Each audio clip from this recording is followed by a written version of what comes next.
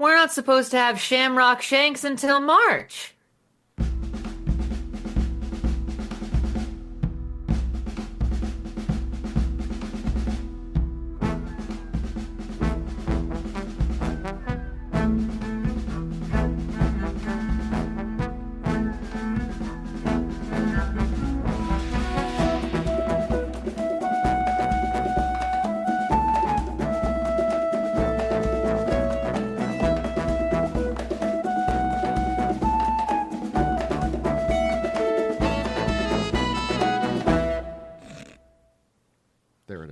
It's a bad joke. It's a bad joke. It's a weekly. Been holding on to that one. Delaney, do with that as you will. Yes. 3-2. This is the One Piece Podcast, episode 854 for the week of Monday, February 3rd, 2025. My name is Zach. And my name is Ed. My name is Steve. And my name is Alex. And we have a packed show for you. I know you all want to get to the part that everyone's waiting for, the trivia segment. But before we do, we have special guests here with us, including very special guest translator for One Piece and Weekly Shonen Jump and Manga Plus. Stephen Paul's with us. How's it going, Stephen? If I told you how I'm feeling right now, they would put me on a list. So what do I mean by that? I don't know. It could mean anything, just like this chapter. Let's find out. Well, let's find out. Yes, in the words of Cher, it's cold outside, but it's love in here. Happy to be here. And much like All Might, I am here, and I will be able to tell you what I know and what I don't know. Nice. Very good intro from Stephen that hopefully does not get him in trouble. We also have, speaking of, storyboard artist, director for many series, Invincible Fight Girl, Rick and Morty, Rugrats, the more recent, or the Urkel special. Did that come out? Bryan Newton is who I'm introducing. Yeah, that's most of it. You did it well. Yeah. Fight Girl, I'm supervising producer. Yes. Very nice. I forget all the different sometimes. titles. Yeah. But Yeah. did that And, did the Urkel Christmas movie ever come out? It is out. You have to buy it digitally because we're not on HBO Max. So fucking bullshit. Thanks, Daddy Zazzy, for making it super complicated. Fight Girl is one of those shows that I went on a thread rant about how this is what we need more of in American animation when I was watching it on Adult Swim. So fantastic job with that. Oh man, thank you. I'm gonna tell the crew that they'll be happy to hear. Yeah, Brian, that's like your show, right? Like that's like. Mm-hmm. I mean, it was created by Justin Gordon Montgomery. I've known him since he graduated from Otis decades ago, and he was always super talented. So when he started the show, he pulled me on, and I was helped him do some of the story stuff and supervising directing and some of the core mechanics of the design and the character. So I'm very proud of it. It's by far the best thing I've done in my career. It must be crazy to have a show on Toonami like that. After all this time. When I saw that, because I knew your series was coming out, and then I saw the Toonami, I'm like, oh, wow, Brian. I just made the jump from Adult Swim bullshit to now Toonami bullshit, right where I belong. That's kind of both now.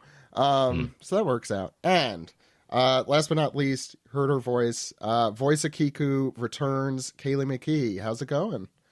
Hi, it's going as good as it can be right now. Welcome back. Thank you. Yeah, doing my best to thrive and smile. And I'm very happy to be here because that is helping me do that. Good. You love to hear it. Let's hope this all helps us a little bit with that. Kayleigh, it's been 2 years since we had you on, so I thought before we get into the meat of the show, we should do kind of a checkup. So you're caught up in the manga now, kind of. Do you want to give your origin story with One Piece, I guess? How you got into it and literally and so forth? So I originally watched it as a kid on TV, on Cartoon Network. and I enjoyed it, and then it stopped being on it, and then I lost track of it for a long time. And then in adulthood, I had friends that were like, "Oh, like One Piece is so amazing, and there's so much that you've missed, and like all yada yada yada." It really And is. yeah, and it's and I know that now, but I just looked at the amount of content and I was very intimidated. But because I wasn't watching it, said friend did use me as a dump board to like talk about the stuff that he was liking and all of that. But then I ended up auditioning for Kiku and getting cast in Wano. And I really, really enjoyed the storytelling and all of the characters. And I was like, well, shoot, I guess I should, I'm really enjoying this. So I have stayed somewhat scatteringly caught up. And right now, obviously, like Alphaba and all that stuff, and very, very cool, like stuff going on. And yeah, that's about it.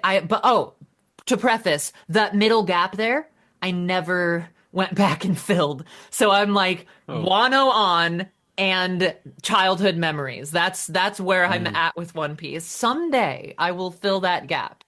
It's Because I've really enjoyed being like into One Piece as an adult. So I will fill that. It just hasn't happened yet. Forgive Just go me. back and read Skypiea for sure. I should. Yeah, it's probably gonna be important. I said you have a void century of your own right there. So, Yeah. Rim shot. Absolutely. Yeah, absolutely. So, good to have you on. I'm glad that you're caught up in some sense, and we'll definitely indoctrinate you into the full fold.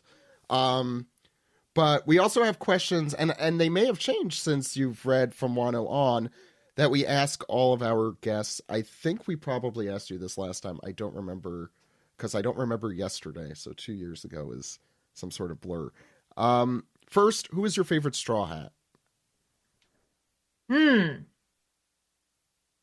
Nami. I mean, it's hard not to and maybe bias because another redhead woman, but like her story as well. Yeah, I was gonna say you look like her. She's more of a carrot top. Yeah. Who is your favorite antagonist?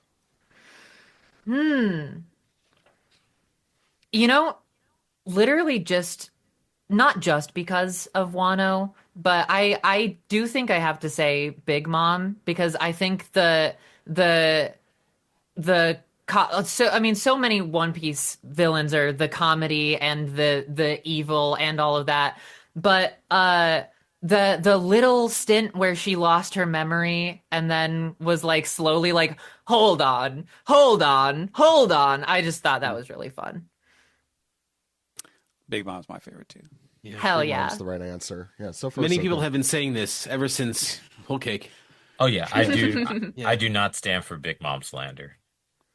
Does anyone slander her? I don't know. Well, I'm sure There's- someone. there's It's the internet. fucking- It's the internet. Yeah, the stupid dude bros. Big Mom will show them. Who is your favorite character that does not fit in either of those two buckets? I don't think this one has changed, just because I've fallen into wiki holes and still really like this character. And I remember what I said last time, and it was Ace. Oh, Okay. Yeah, not Kiku. Well, I can't You're say biased. Kiku. Like, I Yeah. can't, I feel like I'm not allowed to. So I have to True. say at least not. No, you are allowed to vote for yourself. She's not going to wear the band shirt to the concert. Okay. Exactly. it. Exactly. What is of the ones you've read or watched, what is your favorite story arc been? I mean, it's shaping up. I don't know what's going to end up being my favorite, but ever since with Wano that they've been on the like unraveling the history of like the gods and Nika and those and the true identity of that fruit and like all of that stuff. It's like Wano right now, but currently this arc is I think probably my favorite, but I'm saying that because I don't know because I think it's just going to keep ramping up. So Probably will. yeah. I think if anything is certain, it's probably that. Okay. Any other questions for Kayleigh before we get into the chapter? Have you seen any of the One Piece movies? I have not. I really should have seen Red by now. Just because of my craft being what it is. Yeah. Yeah. No, it's a great movie. The music is the soundtrack. I mean, all of the One Piece films are good. Zed is probably the best one. The recent couple, yeah. Yeah. I was about to say, you mean from Strong World On? Yes. Yeah. Check this out. Films. Because they all have a One Piece film title. That's why. Yeah. Yeah. They're not all films. Some are film videos, and I mean, if you just want to see an excellent movie, movie 6 is phenomenal. Yes. It is. So today, and you know what? We're celebrating the 20th anniversary of Baron Omatsuri this year. Oh, So yeah. 20th anniversary of a movie that doesn't have a legal release over here, but we're doing it anyway. one day, get on it. I assume Toei. They know that we want it. They know. yeah. We are going through chapter 1138 today, the Harley. So we're going to talk about this motorcycle I've been looking at. But seriously, I would never go on a motorcycle because I'm not that cool. But we're going to talk about a chapter that's probably going to take double the length of usual. So get ready for that. Sure. I'll just say before we get into it, this I feel like is the kind of chapter is why this podcast exists in the first place. So I hope you listen today. That's what I'm saying. Why don't we get straight into it? Sure, let's do the manga.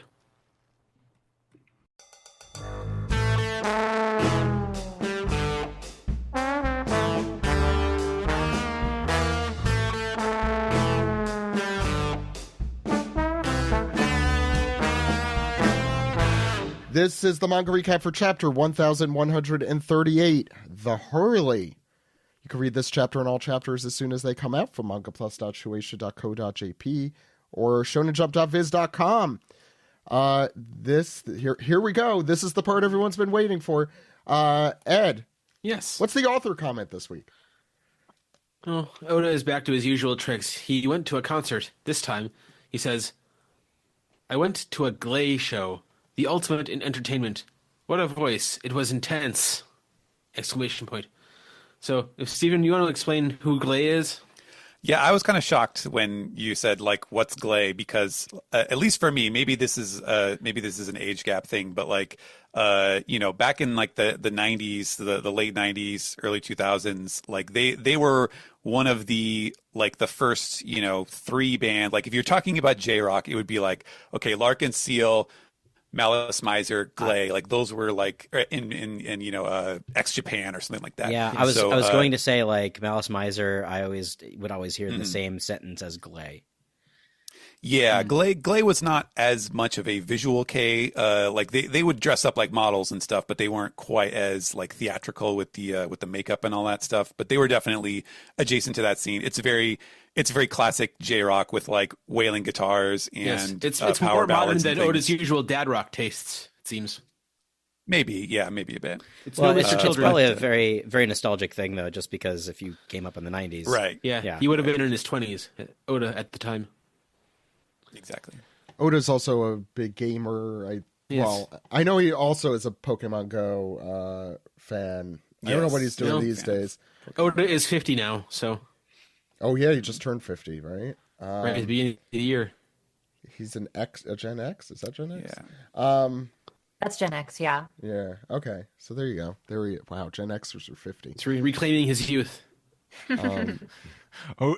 Oda, are you being sarcastic, man? I don't even know anymore. Ed, Into the Vietnam to thin out their ranks. What is Anyway. that Simpsons? Yes, it is. Can we should say it for that joke. Yeah. What's on the cover page? It's Jorge Garcia from Lost, because this episode is entitled The Hurley. I mean, the Harley. Harley. Yes. Another dated joke. But we do have a cover story this week. It's Ogre Child Yamato's Golden Harvest Surrogate Pilgrimage, Volume 24. It was Who's Who all along. And there's Who's Who with his sort of horned visor thing, holding up one of those sake saucers with his attendants and the sword that he stole. A geisha playing a shamisen, it looks like. And a serving girl and cats in hats in the background.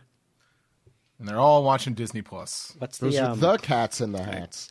what's that in the background there, Stephen? What's that saying? The kanji? Well, if you look to the left margin of the image, you will see. Alex, come on. It's the one translation note we've ever gotten. Yeah. I hope all you wrestling weirdos appreciated the subtitle for this one. Oh, it was me, Austin. That. Yeah. Oh wow! Damn it! Yeah, you didn't appreciate it. You didn't appreciate it. You didn't. Son of a bitch. It's because Disney stole its fire. Disney stole it. Yeah. Disney stole it. So my biggest problem with this is that his fingers aren't broken. Like his fingers should be totally fucked up. He snapped Probably him been long enough. He snapped him back in place like Bret Hart. It's another wrestling freak reference. Yeah. So it was. Bret Hart did that. I love the cat on the right. That's my new mascot for me and how Cat I in the feel hat. right now. Yeah. Yeah. Yeah, all those goons were in the during the fight with Jinbei. If you look back at that chapter. Yeah, it's nice. No, because I remember. Yeah, because I remember the one on the right who looked like you took a drawing and then like you did the squish transformation. Pedro. You took Pedro and you squished him. Yeah, and you squished his head. Squished Silly putty Pedro. Pedro. This is like if you got Pedro and then like he melted in the mail, and this is... Oh no. Who's got a side business selling his like Mickey Mouse ear hats? Looks like. Oh, who says those are hats? Huh? You know? Yeah, times are tough. Yeah. Yeah. I can't wait to see him get punched again. Hopefully, by Tama this time, right in the face. Any thoughts on it's Who's Who? Were you surprised it was Who's Who all along, even though we mentioned last week it was probably Who's Who? Okay. No one should have been surprised at all. No, Actually, it would have been more surprising that's if the it joke, wasn't. we've been saying that for like 2 weeks, I think. Yes. Anyway, we have. Yeah, it would have been more. It would have been surprising if it was like Ulti in page 1. That would have been more of a surprise. That would have been left field, especially since they had cat ears in the last chapter. Right. So what's going on in the first 2 pages here, Ed? Sure. You got Loki's breathing hard. He's sort of huffing and puffing. But he starts speaking. He's addressing the Holy Knights still there. Says, "For as much as you look like him, you got to be related to that red-haired pirate." And this Gunko who says, or Shamrock is like, ... and Gunko's like, "Hold your tongue. That's nothing you need to know." And is that Loki continuing says, "True, it ain't my business, but a great pirate and a celestial dragon stand on opposing sides of world power. The fact that you have the same face is bound to draw curiosity." And then ... exclamation points. And Shamrock starts, "That pirate is my estranged younger twin brother. He returned to the Holy Land once, but he seems to prefer the filth of the lower world." And Loki responds, "Returned. I see. Then your bloodline has earned my ire twice over. How fascinating that 2 separated brothers should each be targets of my wrath."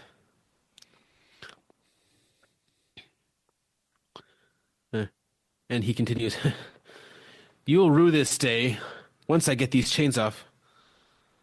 Go ahead, start ruining it." You'll rue the day. At least it's nice that Oda didn't really beat around the bush with the like the first thing he says is, "Oh yeah, he's my twin brother." Yeah, this is way. So I think that the first page comes out on the official One Piece site on the Friday before the official the full. The site where you can read Greg's column.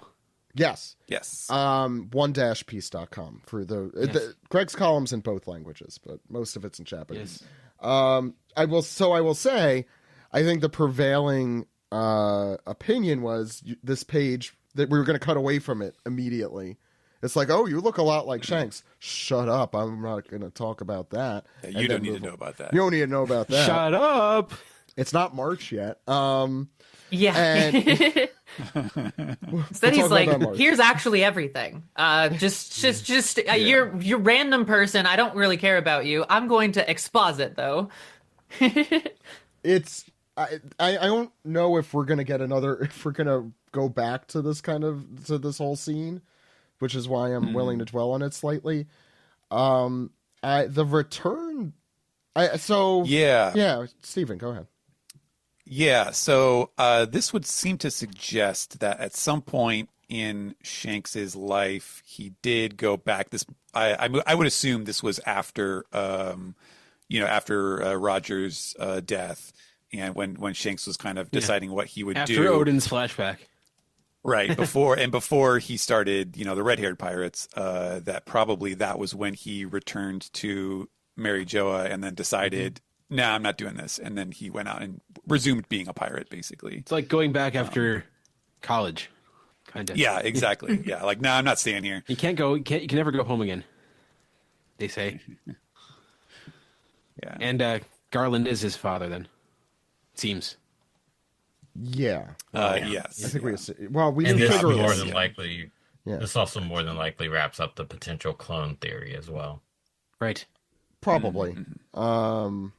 There's a lot of mad scientists in this story, so we may find out that yes, these guys were cloned too. But so who's got the next page? I got the next page. Go ahead. So we see a bunch of strong world animals with arrows sticking out of their back as we continue, and Loki says, "You'll know what happened. You'll know what'll happen, don't you? I watched my friend's fate decided before my eyes, and now I bear the cost of it." And Jackass Shanks said, "You dream of threatening me? What is he, Cornholio? Are you threatening me?" I'm the son of a very important person. I'm gonna report you. I'm gonna yelp you. My dad owns Don't a dealership. you know who I am? Don't you know who I am? It's a dealership. That's right. God, I haven't thought about that in a long time. Gunko says, "Commander, don't let him," and basically don't let him egg you on. Here comes Shamrock. This is what we call the Shamrock Shake. As he we made that joke last week, I know. He pulls out his sword and says, "It's not worth dirtying my hands. You do it." And so he takes out his dog, and by dog I mean 3-headed dog that is erupting from his sword. Which is pretty disturbing. Loki, who's still blindfolded, very disturbed by the sight of this, as it bubbles up and turns into a very bad font choice, Cerberus. And here we have Shamrock in the background here, as you see the return of Cerberus, not the zombie version from Thriller Bark, but what I'm trying to figure out what kind of dog this is. It looks familiar. It's a 3-headed dog, Zach. Like a Mastiff or German Shepherd. Or German Shepherd is pretty close with the muzzles and the ears. Yeah. Like the dog from hell. Oh, Yeah. Cerberus. Yeah. Got some nice mixing of like mythologies here. We got Greek, we got Norse, we got everything just in a couple of panels. It's whatever it needs to be. It's probably got a devil fruit. We got Irish. Well, we'll find out. Yeah. Yeah. I do that. Well, whatever. Loki is like, "Oh, what was that?" Okay, he is blindfolded. And his tongue turns into a sword, and by him I mean one of the The Cerberus dogs heads. or the swords or the dogs with swords in their mouth, and when they bark, they shoot swords at you. No, the swords come out of the mouth. They still have their tongue. The sword Yeah, is the a tongue's up on the dogs, side. plural, that are also still have swords in them. Oh man, I love it when objects eat devil fruits. This is so good. Yeah. It's Been a so while. stupid. This also kills off the Blackbeard has the Cerebus fruit theory as well. Cerberus. Yeah. Cerberus. Oh, yeah. Instantly. Instant Yes. kill. Headshot. Yep. A lot of instant kills in this chapter. Yeah. We'll get there. And he's like, "That's my sword. It's cool, right?" If you saw it with your eyes, you'd think it was cool. Wait a second. The execution on this is like, this is the exact same way Oda would do a deadpan joke in the series. Yeah. Just, it's my sword. You're like, yeah, no shit, it's your sword. Again, he's blindfolded. Steve, what's up next? Well, Zach, after that, his sword here, yeah. We see these, these flaming swords, the black flames spouting out of the dog's mouths here, and Loki's just like, "Whoa, that's creepy," as they go, "Grrr!" And then their spiked collars, the classic scary dog spiked collar, starts to swoop and spin. As one of the heads of the Cerberus glares at Loki, who shivers, he reacts to that. And meanwhile, Gunko here is making something in the foreground that I couldn't tell until it was much more obvious in pages later. She says, "Extinguish your presence, Commander. We need to move." And Shamrock gets his breakfast order in here. He says, "Scramble." There it is. But what that really is a command for the Cerberus's heads to shoot off from the body like it's a damn toy. I was reading this on my phone because I'm a heretic, but I had no freaking idea what was going on in that panel at first. It is very this chaotic. action, Yeah. this action. It's a little It is overwrought. chaotic, yeah. I get it. Yeah. Oh, the head shot off. It's a headshot. I honestly didn't know what the fuck was happening until Me you neither. said. Yeah. That's why I gave this one to Steve, because I thought if anyone knows, it's Steve. He reads. Oh, the it's a manga. donkey. Yeah. But then Shamrock here says return, and the rest of the Cerberus's body returns to Schwip. the sword, and Schwip and a Zerp. It's like Gold members writing all the onomatopoeia in this chapter here. And then Shamrock hops onto what Gunko was making here, which looks to be a bird made of arrows. Or just one really long one. Yeah. This is the string. This is the string clone all over again. You can just make whatever you want if you What? can produce. Sorry, Yeah. I don't have the previous chapter ahead of me, unless I do here. What's the name of this devil fruit again? The arrow fruit. The arrow fruit. Yeah. The arrow fruit. Okay. Non-perverted version. They're like Windows pointer clicker arrows, not bow and arrow right, arrows. Yeah. Or not ERO. Actually, yeah. Very, very Medusa Soul Eater. This is like if you could control the arrows from Emperor's New Groove. Anyway, I like that Kayleigh mentioned Soul Eater, since that was my comment on Gunko's design a couple of weeks ago, was that she looked like a Soul Eater character. So yes, Yeah. Hell yeah. we know. Yeah. We're on to you, Oda. I gotcha. Yeah, finish it out, Steve. And Shamrock says, "If you should survive, come again." No, he says, "Come and kill me." And he says, "I'll be ready for you."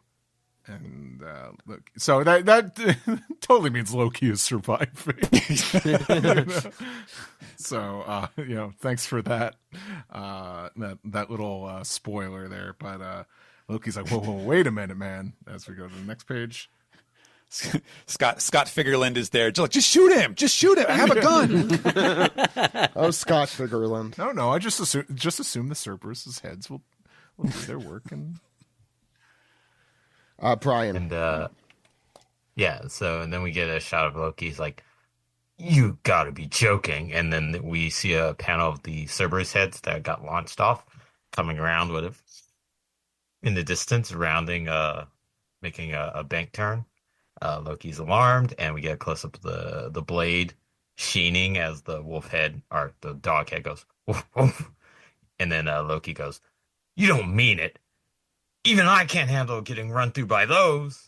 And then we get a shot of the Cerberus heads, all three of them, heading towards Loki with a, and then Loki screams at his curse, "Curse you, celestial dragon!" And then close up of the wolf head, the hound head also gleaning, and then all three heads stab Loki right in the abdomen, and he's like, "Damn you to hell!" Nice, as Bryan. all da da da da da, the wolf heads impale Loki into the tree. And then we get a far shot with the blood. I assume that's blood being splattered in Loki's in the distance as Gunko and Shamrock fly off over the hills of the underworld. And he goes, Shamrock goes, "Pacifying them all at once will be too hard. We need to get to the warrior's children first. Call one more." And then Gunko goes, "Very well. Which one?" And then as we go to a scene transition. I also want to point out that Shanks's sword is the Griffin, and then Shamrock's sword's the Cerberus. Yep, that's right. That's cool. I forgot that. I don't know if I knew that. Yeah. I forgot the Griffin too. Steven, what were you going to say? Compared to the previous page too, I really like this sequence of panels. I think he did a much cleaner job. Like it's just a really nicely done, Like it looks like Loki's about to get stabbed in the dick in that top panel. Dude, that the third panel coming down from the from the first page on that spread. Mm-hmm. If you were to isolate it, it does not look like One Piece. It looks like something like much more. I don't know, it looks more like JoJo or something. Yeah. Oh yeah, the close up on the. It's a very hound, it's a very realistic looking dog, and the what really kills me. Wait, hold on. What? You can't call it JoJo if there's a realistic looking dog. Oh well, I guess The dog can't survive. Okay, Have fine. you seen the way Araki draws animals? Well, I know what Iggy looks They're like. like people with four legs. Well, It just fine. looks I think he meant overly detailed. I get your point, Alex. Yeah, fine. Slam dunk. Was that better? Mr. Full Swing. Do you want me to keep going? Are there dogs in that? I don't know. Is there a dog fighting manga? Can any of the dogs in Slam Dunk play basketball? Yeah, it's Air Bud. There's no rules against it. That's true. Oh, Slam- okay. slam- They can play Fine. basketball. Slam Same bud. rules apply. There's no rule saying that a dog's plural can't be a sword either. It's it's true. not in the rule book. His dog That's is true. his sword is dog. One thing about that panel that really kills me is the woof woof. It's like the Channel 6 news dog is just barking while he's getting stabbed. Quiet, Alex. Dog is barking. Okay, we were discussing this page. Brian, did you finish? I'm trying. You did. That right? was 10 minutes ago. Yeah, I finished. Yeah. No, I agree that Oda's been channeling Araki a lot lately. I feel like with the powers and all Maybe of he it. wants the eternal life and eternal youth as well. Yeah, Alex. Yes, yeah. So we are back here at Orest Castle, Elbaf. Did we know it was called this? Yes. Okay. I don't know what it means, but it has been called that. I think it's had an Oda box before. Yeah, it has for sure. So really cool shot. Like a nice faraway shot of it. And The illustration work on the castle is, I thought, was particularly notable. I really enjoy it. Yeah. The assistants really. The very assistants clean, are great job really, with really, the really backgrounds. good. Yeah, I think the assistants are mostly anonymous, but I hope they get their dues someday. They're anonymous until they get their own series. Then we find out about it. Yeah, I hope the end of the series Oda lists off all the assistants. That would be nice. Yeah, do the little credits run through the last pages. Yeah. So this is sort of the scene of the crime, where Gunko and Shamrock had first appeared and laid waste to these two giants. One of the giants says, "I know what I saw. It was red hair." And Luffy says, "Liar!" Shanks wouldn't beat you guys up without a good reason. And he's, understandably pretty mad about it. And one of the giants says, "It's true, but I recognize him anywhere. Red Hair has been to Elbaf many times." Luffy says, "Yeah, I guess you would. Shanks is really cool. This guy must have looked just like him." And then the other giant's rubbing his head and saying, "We were shocked to see him. We thought, what's he doing inside the castle?" And Zoro says, "Red Hair was just in Elbaf, right? So it's not out of the question that he would still be in the area." And Luffy's using his gut here. He says, "But if what you're saying is true, that wasn't Shanks. Shanks is a cheerful guy. He wasn't full of himself, and he never does anything messed up like that." And Nami is tickled that Luffy trusts Shanks so much. And then he says, "Of course I do. Look, Nami, you wouldn't be mad if someone said that stuff about Molly Mare." And she says, "You mean Belmare?" Wouldn't you be mad? Yeah. Yeah. Can I ask a question? How does Luffy even know about Belmere? Didn't he walk away during that? He walked away. absolutely He should took a lock during. I was like, couldn't he have just put Nojiko in here and that would have worked? we can perfectly? assume she's probably mentioned her after. Yes, yeah. Luffy watched episode of East Blue. The bridge version of the story, yes. Yeah. All right, so to avoid any sort of confusion, because if there was confusion as to is this Shanks or is this his brother, then this arc is going to get really messy and have way too much shit in it. So one of the giants just says, "So I guess they were two identical people? Maybe they're brothers." Shanks' his brother. Does this mean his hair isn't green? I think it's red. Oh. If that's the case, I think his hair is red. I like how just the immediate Because they're response calling him could have Red been Hair. Yeah. couldn't have been Shanks. I met him once. He's nice. It must be an evil twin brother. I met him when I was a kid. Like, Yeah. literally the last time he saw him. He was nice to me at a convention. He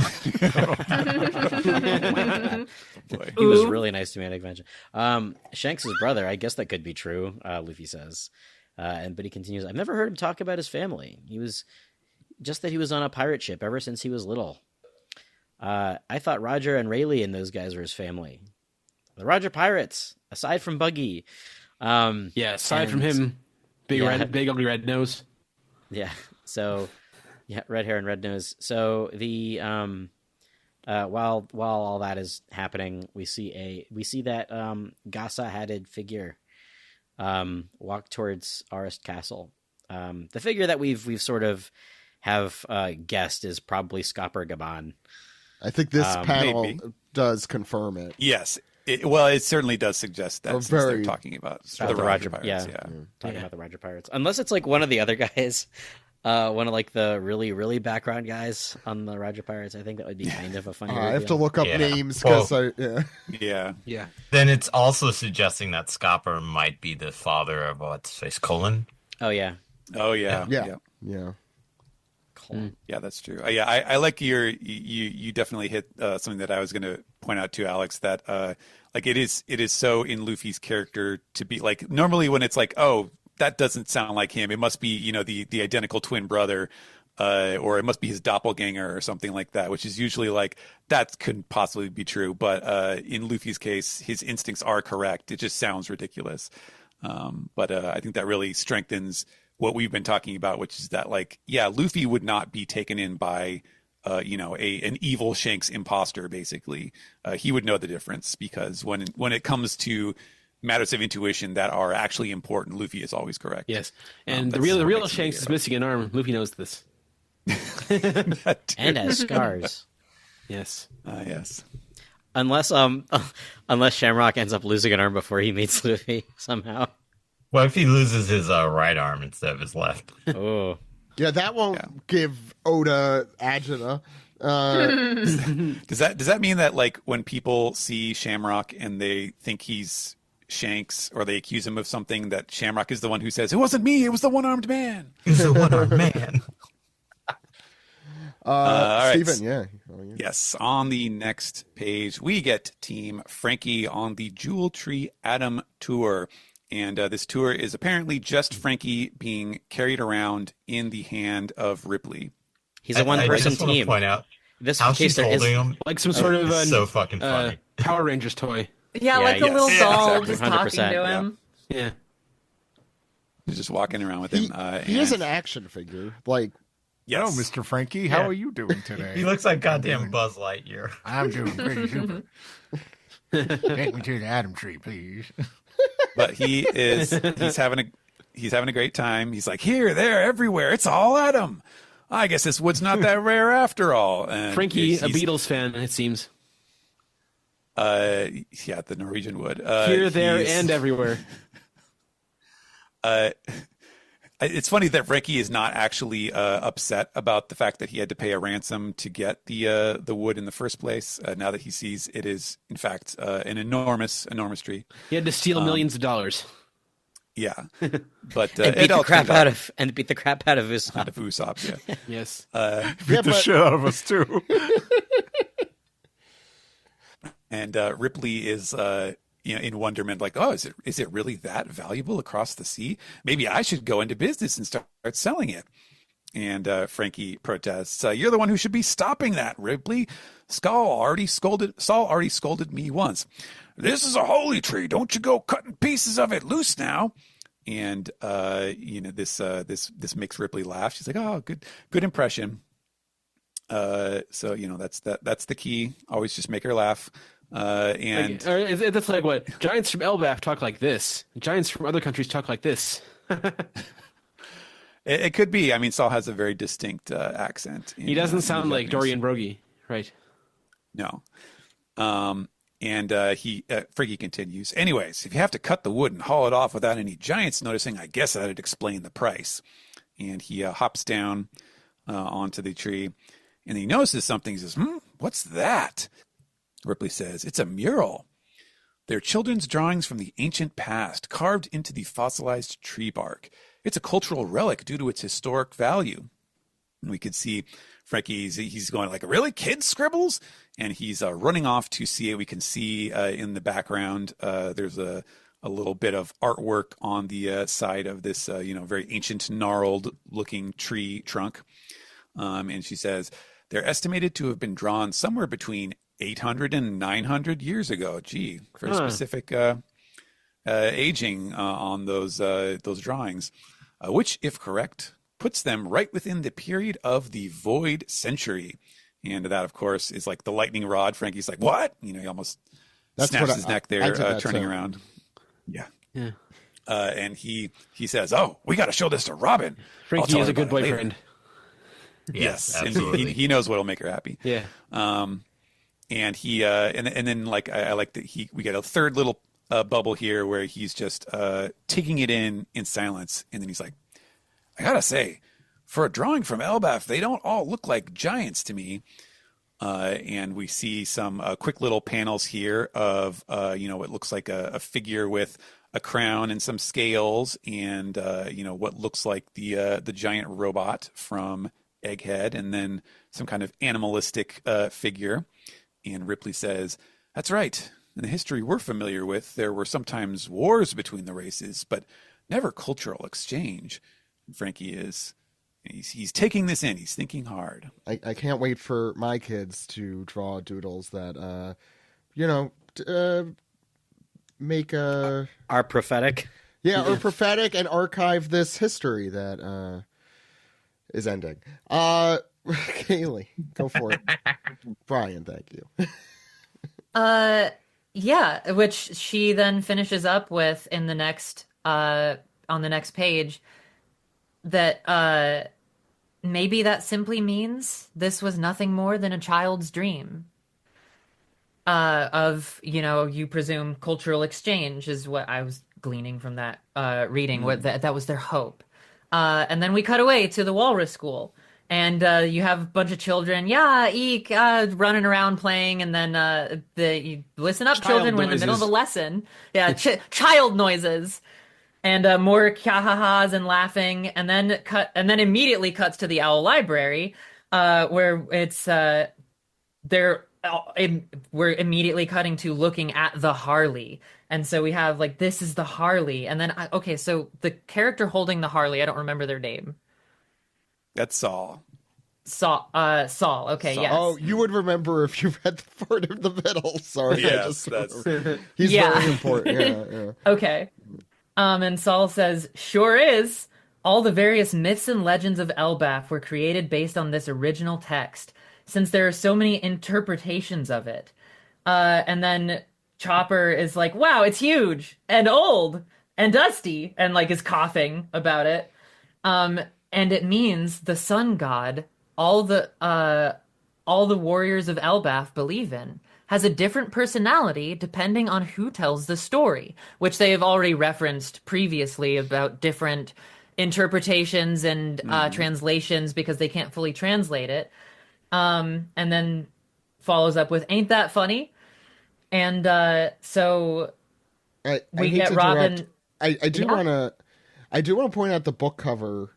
Oh yeah. Kind of, it's very scribbly as per usual. But Oda definitely drew that. I'll say. Yes, You can tell that's not the assistants, and it does look pretty similar to the symbol we were talking about recently. It's the on Luffy's kimono in Wano. It's kind of a sun. It's the sun symbol. The sun symbol that we've been talking a lot about. So it looks, just since this seems to be the Bible of One Piece, Right. I want to at least point it out. And it doesn't actually show No, it in. Biblo is the owl, Zach.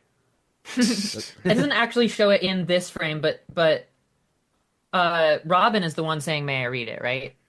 Yeah, I assume. Okay, yeah, I assume, because then follows up with, "Shall I?" Okay, shall I read it now? Later, yeah. So Robin says, "May I read it?" And then, of course, Dereshishishishi.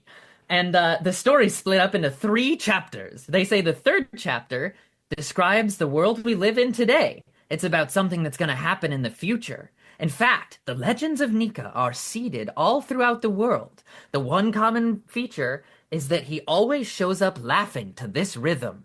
Doom da da da, doom da da da. And then more laughing, and then she says, "Shall I read it now?" "The first world. Within the earth there was fire. Mankind." And then we cut to actually just the text. What a great Stephanie Young. That's excellent. Thank you. And so I will read the text here as a narration. "The first world. Within the earth there was fire. Mankind succumbed to greed and touched the forbidden sun. The enslaved prayed, and the sun god appeared. The earth god raged with its serpent of hellfire, shrouded the world in death and darkness, and they will never meet. The second world. Within the void there was breath. The forest god tamed demons, and the sun spread the fires of war. Those of the half-moon dreamed. Those of the moon dreamed. Man killed the sun and became god, and the sea god stormed, and they will never meet." And we follow up with, finally, "The third world. Within the chaos there was emptiness. The inconvenient remnants recall the promised day and hear the voice of the half-moon. The sun god dances and laughs, guiding the world to its end. The sun returns and brings a new morning, and they will surely meet."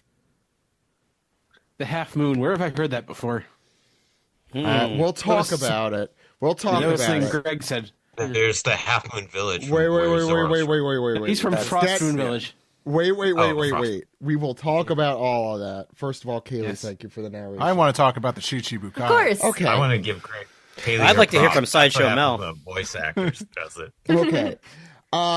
Before we get in, there's a million things to pick apart in this last page in particular, and I know everyone is chomping it. I don't like the idea of Monkey D. Luffy having 3 worlds in a single day.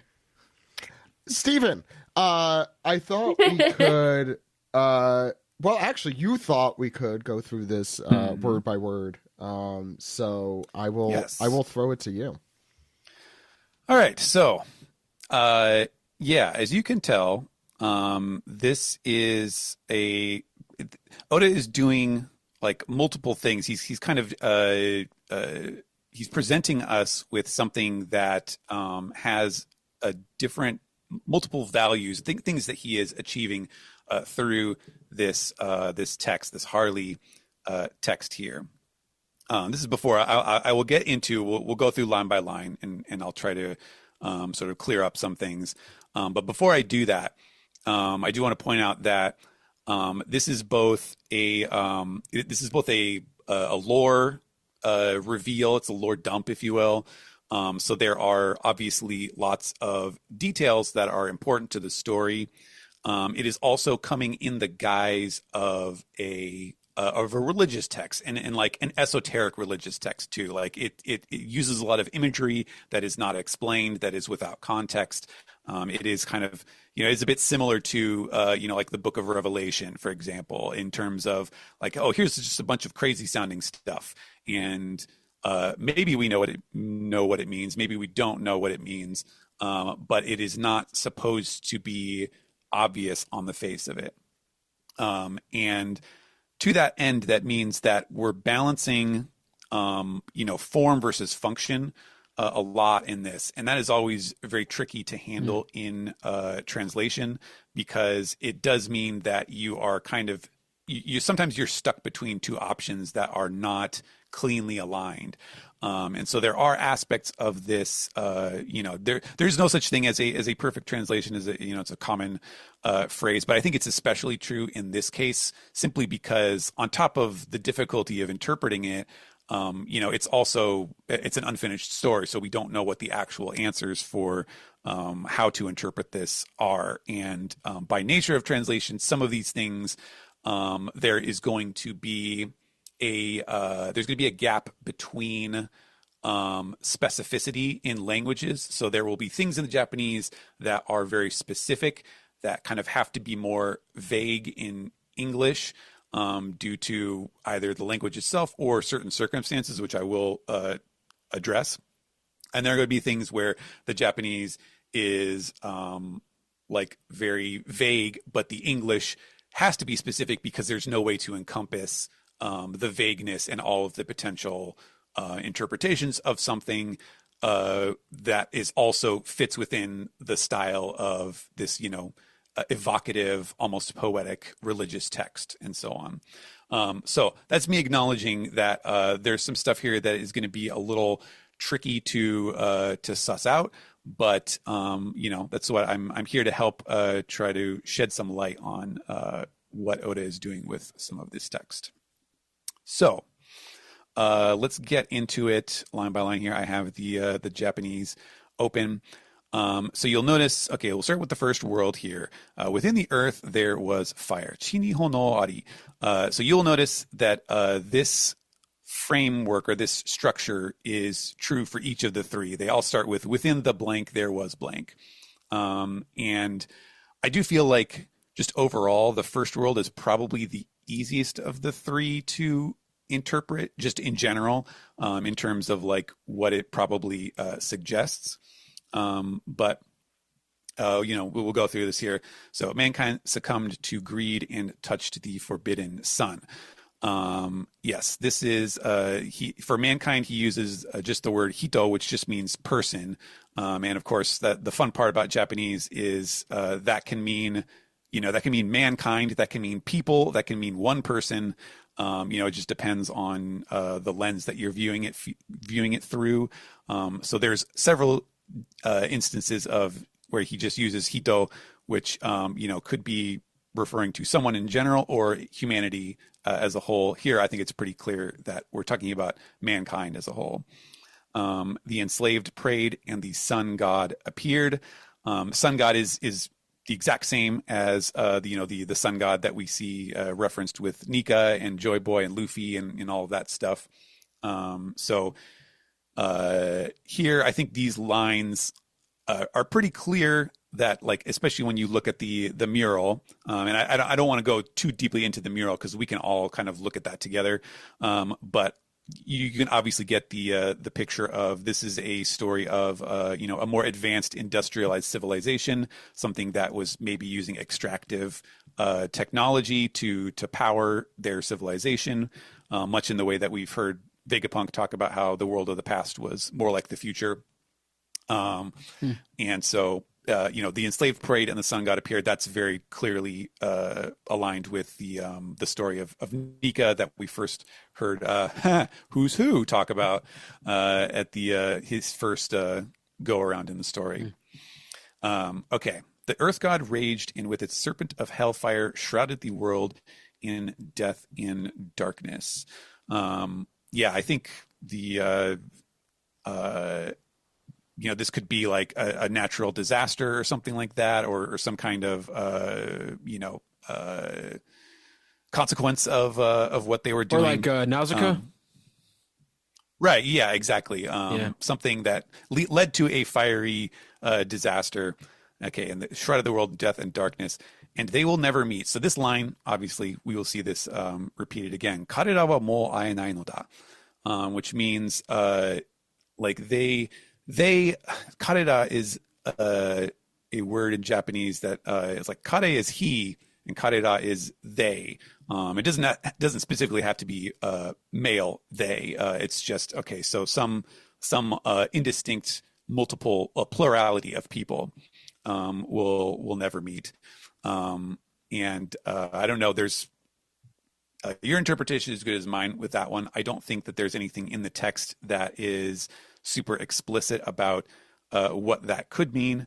I'm sure that there are lots of theories out there, but just from the Japanese side, that is pretty straightforward to the way that it is represented in English, and they will never meet.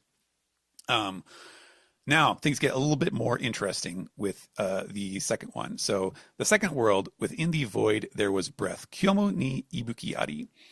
So the first thing I want to point out here, because this will, I'll go back to this. The void here is kyomu, which is, a fairly standard way to present the topic of a void. It is not the void that appears in the term void century, in this case. And I don't know about you guys, but like my initial inclination for this line when I saw within the void there was breath. So if you think of void as like space, I thought maybe this is a reference to like space travel, perhaps that they are breathing in the void. Aliens came down from space.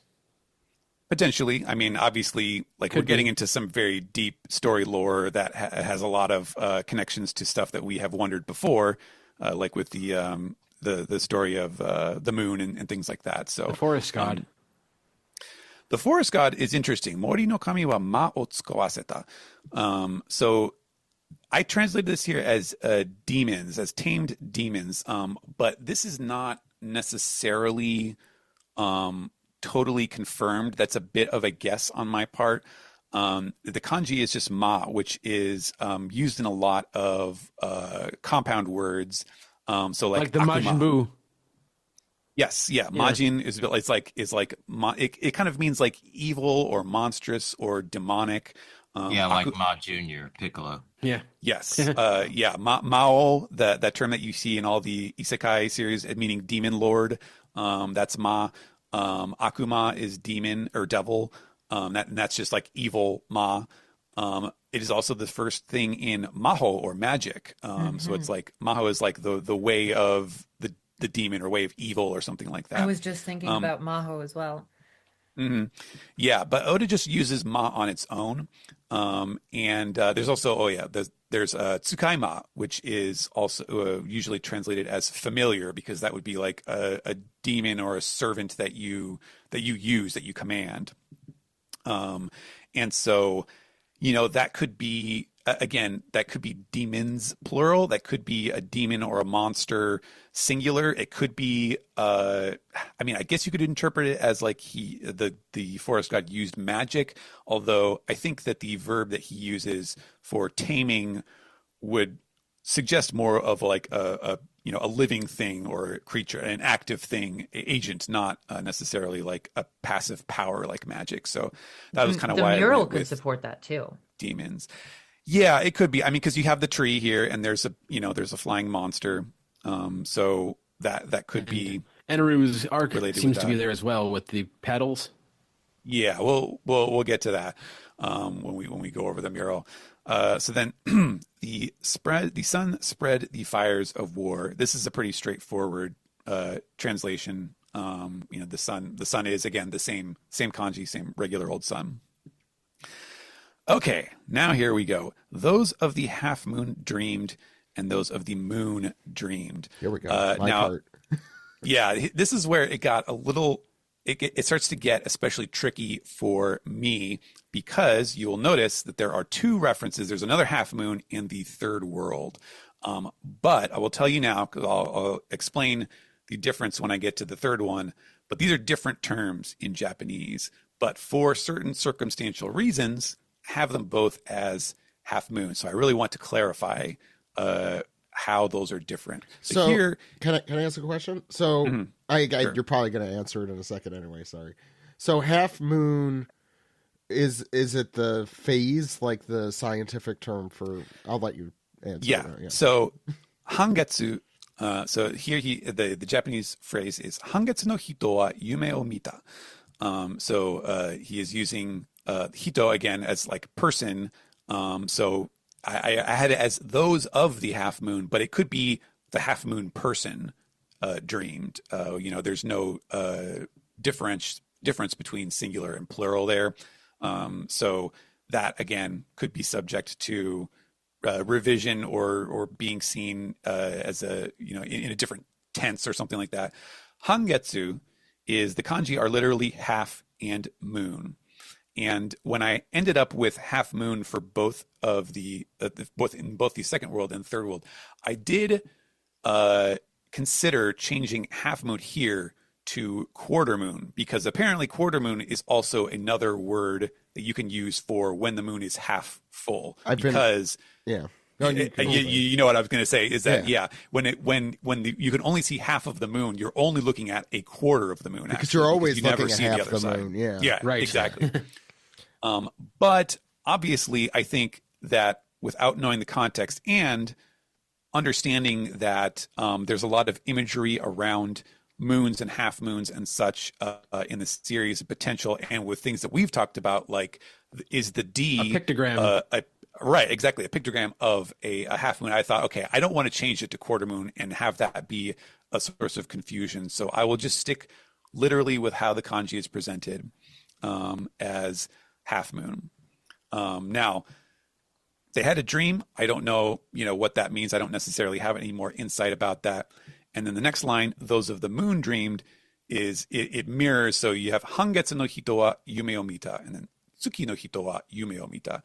And it is literally just the exact same sentence without the half. So it's just moon. So is it like is it the people of the half moon, or is it like, so I mean, I know there's a Right. Well, that's what I was just saying is I don't know if that's plural or if that's singular. It could be the person of the moon. Yeah. The person of the half moon. I mean, I meant I'm more as just guessing. a subject. And then as a plural or singular. Right. It is Sorry, a we're possessive. Right. Right. It is a possessive. So it is the person of the moon or the people of the moon, the half moon. Okay. And then again, hito wa taiyo koroshi. So man killed the sun. Again, it could be a person. So when I say man, that could be a specific man, or it could be people in general, and became God. So that could be right. Again, that could be a very specific individual. That could be referring to people in general. It is impossible to know for sure at this point. And the sea god stormed, and they will never meet. So yeah, the sea god Umi no Kami is presented in the same format as like the forest god and the sun god. Is that the term that's used with devil fruits for? Isn't it like the god of the sea? They've talked about like having vengeance on you, and that's why you can't. I think so. Off the top of my head, I want to say that is the case, but I don't remember. I don't have that line memorized because that was also like at the very start of the series. I don't think they've ever said it since. I think Vegapunk may have mentioned it in that speech. He might have. I think because he was like quoting the lore behind it. It's like, and that's why the god of the sea, Okay. but I don't know. I don't recall that off the top of my head, but anyways, we'll go on to the third world. Okay, within the chaos there was emptiness. Now this one is very interesting. Again, this is an example of how circumstance kind of conspired against me, because so within chaos is konton, which is it is chaos, confusion, disorder. Emptiness here, I would have loved to use the word void. But I already used it in a different, with a different kanji in the start of the second one. Within the void, there was breath. I would have loved to use it again here in the third one, because the term that he uses is kuhaku, which means a blank space. And it is also the term that he uses in kuhaku no hyakunen, or the 100-year blank. Or the void century, as we like to call it. Viz has used the 100-year blank. I've been kind of using the void century more often. I think that's just a snappier version. But very interesting there. So that use of that term of there being a blank or emptiness, to me reads like pretty clearly as there is a blank in within the chaos of the world. There is a blank of history, essentially. So why choose void for the second world over the third world? Because I don't see, because that is actually a more direct that is a more direct root word for void, and in the second world one. So I don't know that there's a better way to represent the word that is in the kyomu in the second world, that also like is kind of analogous to empty space, like outer space, the void of space, I guess. Vacuum? Mall? Vacuum. Yeah, maybe vacuum. That's a possibility. I'm here for synonyms if you ever need me. Steve. Yes. Okay. Thanks. I'll keep you in my Rolodex. This is fascinating, honestly, to hear. Yeah. No. Okay. So yeah, there's still some more. There's still some more stuff I have to share. Okay. So the inconvenient remnants recall the promised day. Futsugo, inconvenient there. I think this is clearly to me, and this is like remnants could also be translated as like I don't know, fragments or after image or remainder, stuff like that. Recalls the promised day. I think that this is pretty clearly like, here's all of the outcast groups of the world, all of the people who we probably see here on this mural, who have a reason to remember a day of promise. So all of your minks and your lunarians and so on. And they hear the voice of the half moon. So this is really interesting. And this one popped out to me immediately. So the half moon here, as I said, is not hangetsu. It's not the half moon previous. It is katawaretsugi, which is a poetic term that if I had my, if I had my way, I would probably call it a broken moon, maybe. I think that's probably a nicer, like more poetic term for it. But it is an ancient sort of synonym for an incomplete moon, basically anything short of a full moon or a new moon. But what makes this really interesting is that this particular term has appeared in One Piece before, and I recognized it immediately. I was like, oh wait, that's from the thing, because it is originally sourced from a poem in the Manyoshu. It's a waka. It's a traditional Japanese poem that appears in the Manyoshu, which is a very, very ancient collection of Japanese poetry. And the reason that I had to use it as a half moon here is because Oda used this phrase from the poem as the title for chapter 292, which Viz has translated previously as to meet like the half moon hidden by clouds. And I remember it too because not only was it strangely poetic and hard to parse what arc is within that? within the context. Wait, I'll tell you. Yes. in the context, someone did ask him about it in the SBS, and Oda said, "Oh yeah, it's from the Manyo. It came from a poem in the Manyoshu." So yes, that is the chapter in the Skypiea flashback where Noland returns to Jaya with the royal party seeking the gold, and they find that there is no gold there, and he is summarily executed for being a liar. We see the knock-up stream, and we see all of the angels reacting to the bell, and it ends with Kalgara, in his combat, fighting against the angels, saying, "Bring back the light of Shandora." So very interesting that it happens to correspond with this thing. Maybe Oda just likes that, that little poetic phrase, and he wanted to reuse it, or maybe he wanted to call our attention, our word association with that story, since I think we'll probably have some stuff to say about that when we all share our thoughts.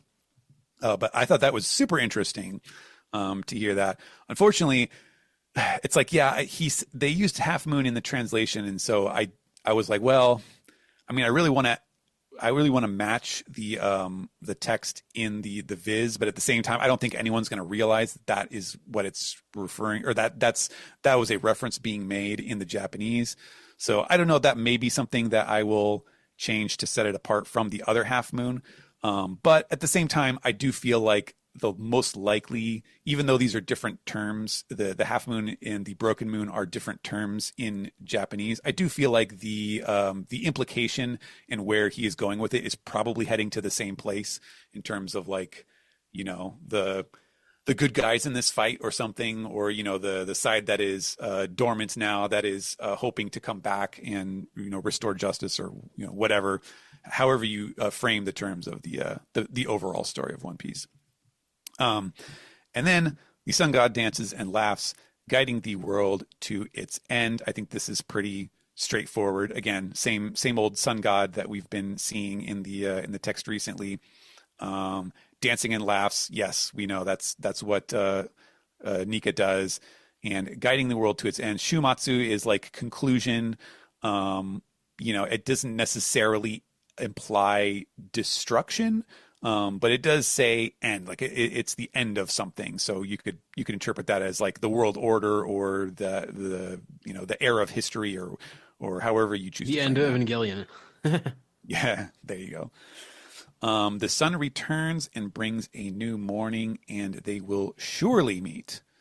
So yes, I think the new morning is obviously a pretty straightforward bit of imagery that we've been hearing about a lot. He doesn't use yoake for dawn, so that's why it doesn't say dawn. It just says morning. But obviously the word association is very, very Can close I there. ask if something that I was thinking when I was reading this would be held up by the J of, like, I was reading guiding the world to its end as like guiding the third world to its end because of the sun returns and brings a new morning. I was interpreting that as like a fourth world that is not in this book, like a new dawn. Yeah, I mean, so the word that he uses for world is sekai, which is a fairly direct mapping from Japanese to English. So that's the first world, second world, third world is all daiichi sekai, daini sekai, daisan sekai, and the guiding the world to its end here is sekai, is the same term. So yes, you could definitely map that directly to the third world in the title of the subtitle. Do you think that there's some sort of correlation between that and the fact that the second half of the Grand Line is called New World? Or do you think that's just maybe an expression at that point? Because maybe I don't know. God, there's so many things here. But anyway, that was I don't know. What do you think about that? I have a question. It might be stupid, but I'll get it out of the way now. Is the third world the one we're currently in? Or Yes. Is this previous? Yes. Okay. Yes, that's what they said in the chat. It's the one they're that's what I currently was- in yeah. that is, and it also is telling the future of this era. Yeah. To be fair, I this, just want to make sure before I Right. I started second guessing. So I'm still a little confused by man killed the sun and became God. That's to suppose that the sun is a person. Possibly. If Yeah. the sun's referring to Nika, then they killed Nika and became gods, which we know the Tenryubito Bito of the world nobles consider themselves gods. Yeah, that could be so like the kill word is I mean it's direct, it's korosu, which is to kill someone. It's the naughty word that Oda tries not to have his heroes use anymore. Like that's the killing word in Japanese. And then became a god. It does not specify like what kind of god, because all you have all these like ocean god or sea god and forest god and sun god and everything. It just says kami tonari. It just became god, became a god. We don't really know for sure, and obviously with all the mentions of gods, it does get kind of messy, just textually speaking. So I had it as a god, or no, I had it as became god. Okay, yeah, I don't know. It's tricky to say what the implications. Who wants to of talk that about might the mural? Well, does anyone else have any questions for Steven about the be. About the translation? text specifically, While we're on it.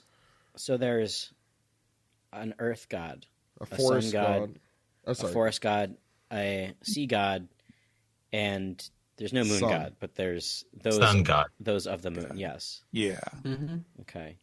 And with their powers combined, Unless those of the moon, they are referring to the being of the moon, like he said, could be singular, maybe, but they didn't use kami, so Right. They use person. Right. So yeah. Also, something I saw after reading this chapter is that these four gods have been mentioned before. When? During You're the, right. Was it the exact Skypea? same four or yes? Yeah, during it Skype, was- is the exact same four. I don't know if the Japanese translation is the same. do you remember what wait. chapter, I think Brian? it is. I During know. the I'm. sacrificial altar. Yes. with no- Yeah, that's right. No. Okay. Here's what it is. I have it right here because it's in the same. I had volume 31 because I needed to be able to look at that chapter title to tell you the Viz translation. 31 gets better and better. Yeah. So it is chapter 287, Kami killing, where they do they're gonna sacrifice. Who was it? Moose? What was the?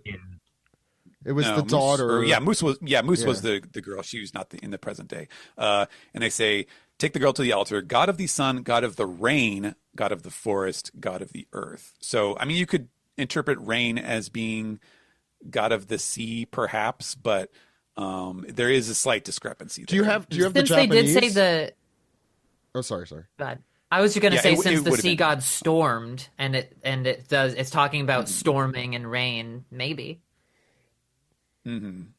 Yeah, I mean, they're obviously like the concepts are linked, and I think like obviously since nobody has mentioned it yet, I think mentioning that the sea god stormed would very likely suggest the flooding of the world that Vegapunk was talking about. Right. The 200 100%. meters. Yeah. And the half moon, we mentioned the pictograph, which and Ed, I think as Ed has alluded to several times, the One Piece connection, which is the article we wrote back in 2015, drawing a lot from Greg's theories, and I begged Greg to be on, but he'll be on the SGS probably in a few weeks. I literally got on my knees and begged. But the pictograph theory has been around for a long time, and this is like, besides like the little bits and piece hints we've gotten, this feels like the closest we've gotten to like that's what the D is. It's a pictogram of the sun, of the moon. Half of a Yeah. moon. Hear I the was trying voice to- of the half moon. I mean, Yeah, The voice of all I things. was Do you know what I was trying to I was trying to remember. Unfortunately, I feel inadequate here. I don't remember which SBS, because I think someone asked Oda in the SBS, like, is the D like does it have something to do with the moon, or is it like a picture thing? And then I want to say he gave a coy answer, but I don't remember what it was. I really need to. I think it was something to the effect of like, "Hey, that's a really good chokes on a pretzel." Right. Yeah, one of those, yeah. When you notice He is something some of like those. that, Yeah, Yeah. that means you hit something. What those of the half moon dreamed, that reminds me of Oda's depiction of baby Blackbeard, or baby. Yes. Jack Oh, at the moon. interesting. Totally. I- I thought that too. I was going to ask, since Ed brought it up too, it reminded me, is voice that word the same as voice of all things in the third world there? where is it? The voice of the half. Broken Yes, Moon. yeah, it's just voice. It is the it's just straightforward voice. There isn't like a specific synonym of voice that he has used. So yeah, it could absolutely fit the voice of all things. The voice of all things is such a interesting thing because only 3 people we've seen have that: Roger, Momonosuke, and Luffy. And also Kozuki. Doesn't that mean half moon in stars? It means light moon. Light moon. And we're in a lot of the clans in Wano.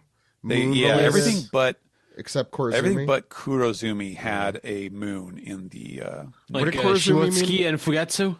Right. Yes. Maybe Kurozumi. Kurozumi meant dark. black coal. Yeah, which could also moon, suggest like a full eclipse. Right. Sure. Yeah. Or that. It just doesn't have moon in the name. That's No. So I mean, I guess I forget what all the Kozuki clan names meant, but could they have represented all phases of the moon, including the darked out one? Do you want me to pull it up? I could try and find it for you. I don't know. I don't It was think so. Shimotsuki, Amatsuki, Fugetsu. Yeah, Kozuki. I think they were more just like various sort of descriptive names. Like Shimotsuki is like Frost Moon. That's the the source for Zoro's village's name, obviously, and it is also the sort of poetic Japanese calendar name for the month of November. Like the solstice. Yeah, I get maybe. The winter solstice. And does Broken Moon and that literary kind of that poetic word, does that fit in with the rest of the? But I wanted to ask, what do people recognize in the mural itself? Well, do we? Sorry, I hate to keep. Should we get to that now, or yeah? I mean, well, I don't know. I don't know if there's much more I can help you guys with as far as the. Yeah. You can't help us text anymore, goes. Steven? Come on. Well, now What's it's the time One to Piece? piece. Your time. We gotta put some pieces together here, and I feel like there's even I too much for I see for the Loki rest of and this podcast. Emmett and I think Shirahoshi down there too. There's Tontadas. There's somebody I think Kirsten and Joey both posted different. And Kirsten has an article on our website as well, and they posted a guide. Folks on our Discord, we're making labeled diagrams and stuff of their interpretations. Maybe we should go from right to left and go chronologically because there's a lot of stuff here. And I'll go with I'll use Kirsten's guide as a guide, which is on our website as well by the time you're listening to this. So we have the giant serpent on the right, which Serpent of Hellfire, I think, is what you had labeled it. Mm-hmm. Destroying the ancient, that's what it is. The ancient kingdom, perhaps, or just for sure. they're exchanging breath with the other thing in the middle. What is it? Can we hold the phone for just a second? If the third world begins with the void century, the blank 100, the end of post void century, yeah. If that's where that begins, then I don't know. Like, does that mean the ancient kingdom has been? I don't know. Like, if there's a first world and a second world before the void century happens, then that I feel like I'm almost interpreting that the second world is the void century. It's the conflict that happened to create it. Oh, interesting. Yeah, that could be right. It could be. That could be the way to view it. Yeah. 100 years is a while. Sorry, I guess I just sort of I took this to mean that at the end of the first world, then the world ended. At the end of the second world, the world ended. I think that's. Yeah, and Loki had said the world was destroyed twice before, right? Yeah. So one of them was the flood, and then the first one sounds more like fire. Probably the ending of the ancient kingdom too. That could be another destruction because end can just mean change or destruction. Yes, I always assumed that the void century had something to do with the ancient kingdom, and if the ancient kingdom has gone way before that, then I don't know what to think anymore. Yeah, which is good. That's a good storytelling. wrench to throw. Yeah, Well, the second world definitely ends with the flood, and also remember this mural was made during the Void Century, not before it. Within the void, there was breath. So I mean, there's also, I think, what was the theory we had during Egghead? It was often discussed, the idea that the five elders are literally not of this world, or Emu, or whatever that great power was, and they came in and basically enslaved humanity or whatever other races. I putting that aside as well, I'm thinking a lot about Dragon and Ivankov's conversation around Emu and that dynasty, and it's hard to tell whether. So I'll take a step back. Under the serpent, we have these little figures, which I think many of our The Pom Pom community out Squad. there, the Pom Pom Squad, yes, the 19 Pom Pom Squad. If for those who know 19, the founders of the world government, there were 19 of them. It's interesting because it follows a little story here as well. You have the Pom Pom Squad at the top, as Ed called it, and then you have the ones at the bottom placing halos on some going down, it looks like, and then coming back up. So is this the mankind touching the forbidden sun that within the maybe earth? those are devil fruits. That's kind of how I was interpreting it. Or like I guess these people are being endowed with their dreams or whatever, and then they're coming back up with devil fruits. Well, Yeah. what I also interpreted as the whole like Icarus touching fire is also the mother flame, Yes. an ancient source of power that we can't Yeah. duplicate. Or And, I mean, Prometheus. and the story of Prometheus as well. I think that's a good. It might be more Uranus, even whenever we see what that is. It's strange that some of the people coming out from the fire, the people on the right look to have like halos, or at least Maybe that's supposed to be three of them do. the formation of the celestial dragons, right? Like that's sort of a indicator. I really kind of like the thought that that they are walking out of the old, like the ancient kingdom, gaining halos and going down, because it kind of looks like they're walking out of the. And by the way, I really like the combination of the skyscrapers that are also smokestacks that show like a really you can tell this was made way after this civilization existed, because they don't quite have all of the imagery still figured out. I really liked that touch. They weren't there. Yeah, Exactly. On that topic, so what Vegapunk had said about the ancient kingdom was that it had like crazy technology, right? Right. And we can see all these cogs and what little. I mean, this is Little robot definitely little kid drawings of what machines look like. But then the smokestacks are interesting because I'm going back and I sort of skimmed the Eneru cover story, and it sort of reminds me of whatever the space pirates are using to mine whatever's inside the moon. Oh. Like, like a, I don't know. Yeah, they have a specific looking ship. Yeah, That's what popped into my head. I mean the space pirates themselves have a very kind of Vegapunk aesthetic. Everything we saw in Egghead kind of matches like their kind of look and feel, like kind of futuristic and otherworldly. Yes, I mean they have that whole. It's powered by Eneru's electricity. He brings them back online. I do want to. Sorry, sorry that I am backtracking, but the serpent of the what was it? What was it called again? The Serpent of Hellfire. Serpent of Hellfire is interesting for a few reasons. In that so is that what within the earth there was fire? So is it that this came from within the earth? One thing there. Two, the X's.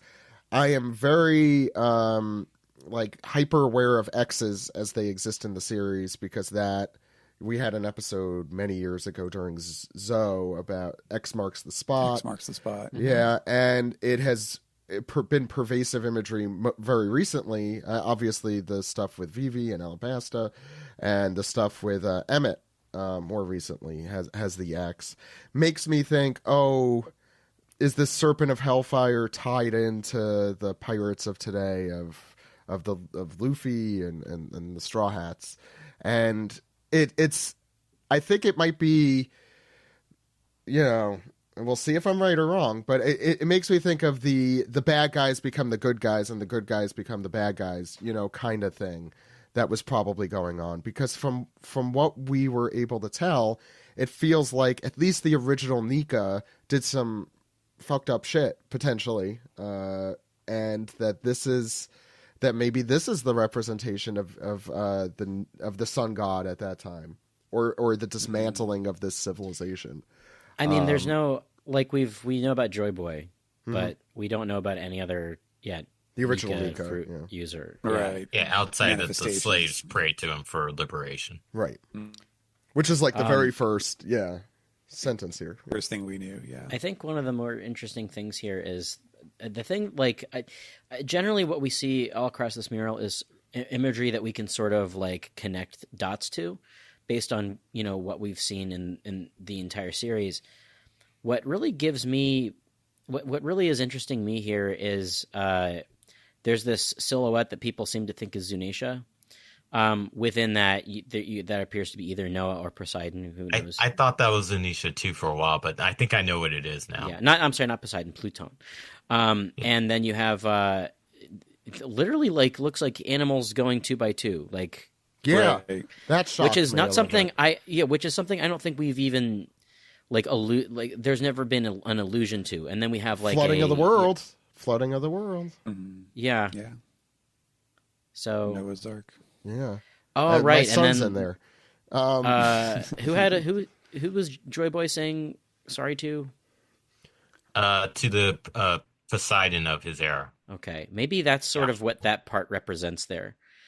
I don't know, possibly, yeah. Because initially I thought that was Zunisha. Now I think because there's oars next to the what looks like an emu type figure, that it's literally a wave. Well, like maybe that's water. Perhaps it's not emu, and maybe it's somebody like a predecessor or something. I really like the fact that this was drawn by children because it does give Oda and also Steven the flexibility to be like, oh, this meant this, like it could you could interpret it many different ways as he says explicitly. The beauty of it. Yeah. Obviously that's Maxim. With the lightning bolt coming from it. Yeah, and it looks just like Maxim. So 100%. it's the predecessor to Maxim, I assume. So we discussed this a little while ago. Maxim was built by some sort of ancient blueprint. But it was built by Eneru. Yeah, we had a whole conversation about this. I remember. Well, I don't know. Correction: Eneru had slaves do it. Okay, no, I know that. You know what I mean. I think I don't remember if it's explicitly said what where the plans for the Maxim they don't came say from. I don't think they don't. Yeah, I'm assuming it's an ancient blueprint like that of Pluton, but from the Bilkins, who no longer exist thanks to Eneru, presumably. I think this is also our first since the cover story, we're gonna see Eneru again, or Eneru is crucial to the story. Or wouldn't that be crazy if because Skypiea was before Water 7. So what if the next thing we see I have not let me let me say for the record here, I have not seen the next chapter, so I don't know what's going to happen. Yeah. But wouldn't it be crazy if Frankie looks at the Max, the next scene is him looking at the mural and he looks at that little Maxim thing and he's like, hey, that looks just like the plants of Pluton that I burned in Water 7. Oh man. As a way to tie that back together that would be awesome. That would be really satisfying actually. Yeah. So wait, does that mean the original Arc Maxim would be underneath Wano? That's interesting. If that was true, yes, yeah. So, this what do we call it? The Serpent of Hellfire here. I guess that's over here, and it's sort of having a beam battle with a dragon looking thing, which I think a lot of people have interpreted as the beast form of Emu. Or whatever, or whatever Emu is, or whatever Emu is based off of. I mean, the Serpent of Hellfire also looks a lot like which one? Marcus Mars, Jupiter. One of the Jupiter. No, Jupiter's the worm. Right. Yeah, it's Marcus Mars. No, I know. No, I'm saying the worm. That's what I was saying. Oh yeah. He's doing Look at that worm.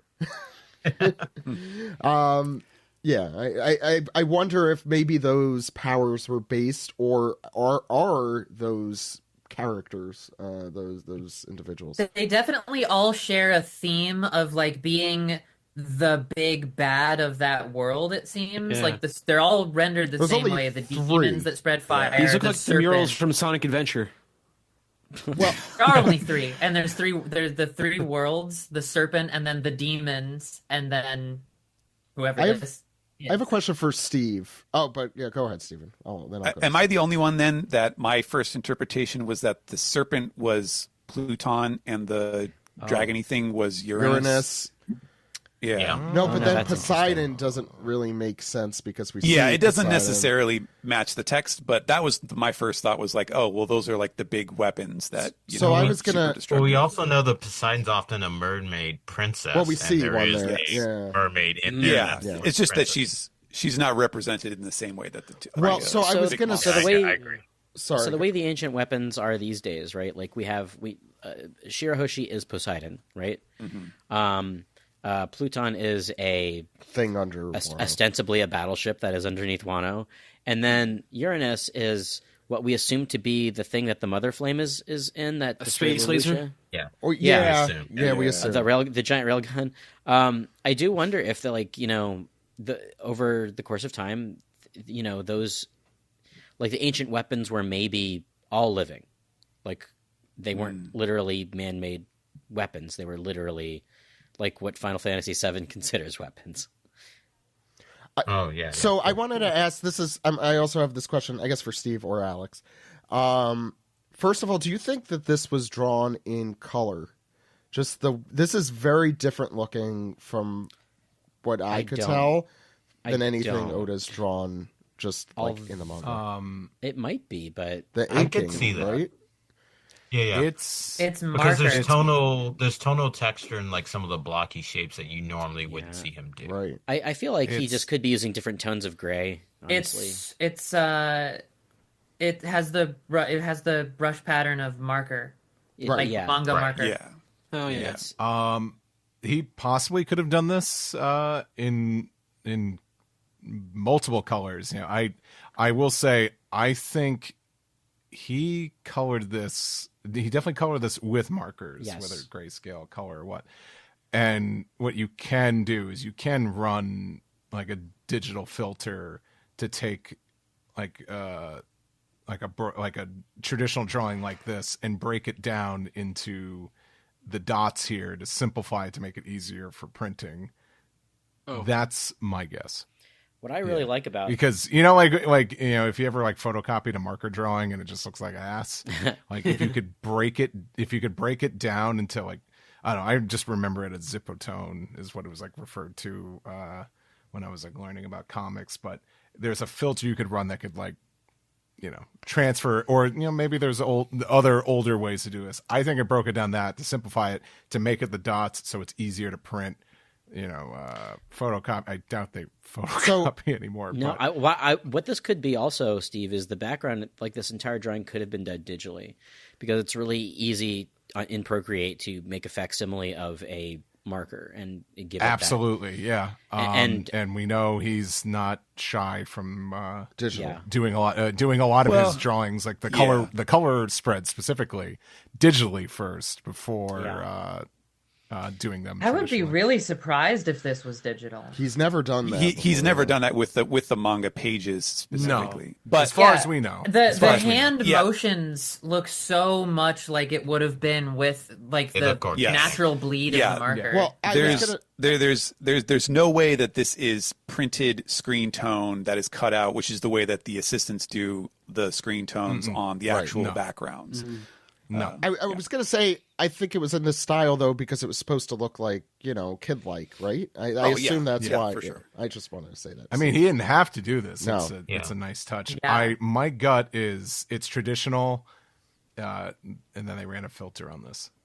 Well, I would also I assume, agree. like what you're suggesting, Zach, that he also did in color. So when it does either reach the color digital manga or when it has a reference for the anime, the correct colors are there, so you don't have to like do Yeah. any sort of like Could be. it's but colored that's a this lot way of and one way. that's a lot of extra work Yeah, go ahead. Well, I'm considering curious how much important color. considering how important this mural is, I think he would do that. I'm curious how much color is in this because this is still like carved into wood. So, Right. but Yeah, it might be muted, but the other It's thing I want carved to into, mention, but since there's so many shades of gray, I think it's telling us that this child also used paint. well, the reason I brought it up is because the darkest ones here, the Serpent of Hellfire on the right, whatever that is, the bird, and the one all the way on the left holding the Mother Flame, those my first instinct. I know you mentioned, Stephen, the idea that they're ancient weapons. My first instinct is they're all a god of some sort. Sure. Which is interesting because Luffy or Nika in the center there is that color, and I believe except for Emu and that one boat, they're all in that like really dark. Those are the only ones in that really dark shade. That's and the interesting. kingdom itself, yeah. And Nika. And Nika. That's what I the said. other- Yeah, that's the that's sun what- god. Yeah. Yeah. So here's you're right. actually here's a question for you, Stephen. The Earth God raged, and with its serpent of hellfire shrouded the world in death and darkness. Serpent of hellfire, is that literally Hebi? Yes. Okay, because I wondered if that was like some sort of hyperbole, like if this giant snake thing is that's the Earth God, and the serpent of hellfire is whatever he's spewing. No. So the text is that the Earth God raged and with, so it's suggesting two separate things. With a serpent of hellfire. Now, I mean, I guess you could maybe interpret it that like the serpent of hellfire was a manifestation of the gods or something, but the text itself does not state that specifically. Yeah, another thing too, like the two figures, the one in the center and the one to the left, that's holding like what looks like a sun, might be the same entity, just transformed. That's what I was thinking as well. Yeah. Also, the other figure that is shaded that dark is the person with the crown on to the right of the I tree. noticed that too. Yeah. That looks like Emu. I assume that's Emu. It was assumed. Yeah. I would also add. Maybe it's all Emu.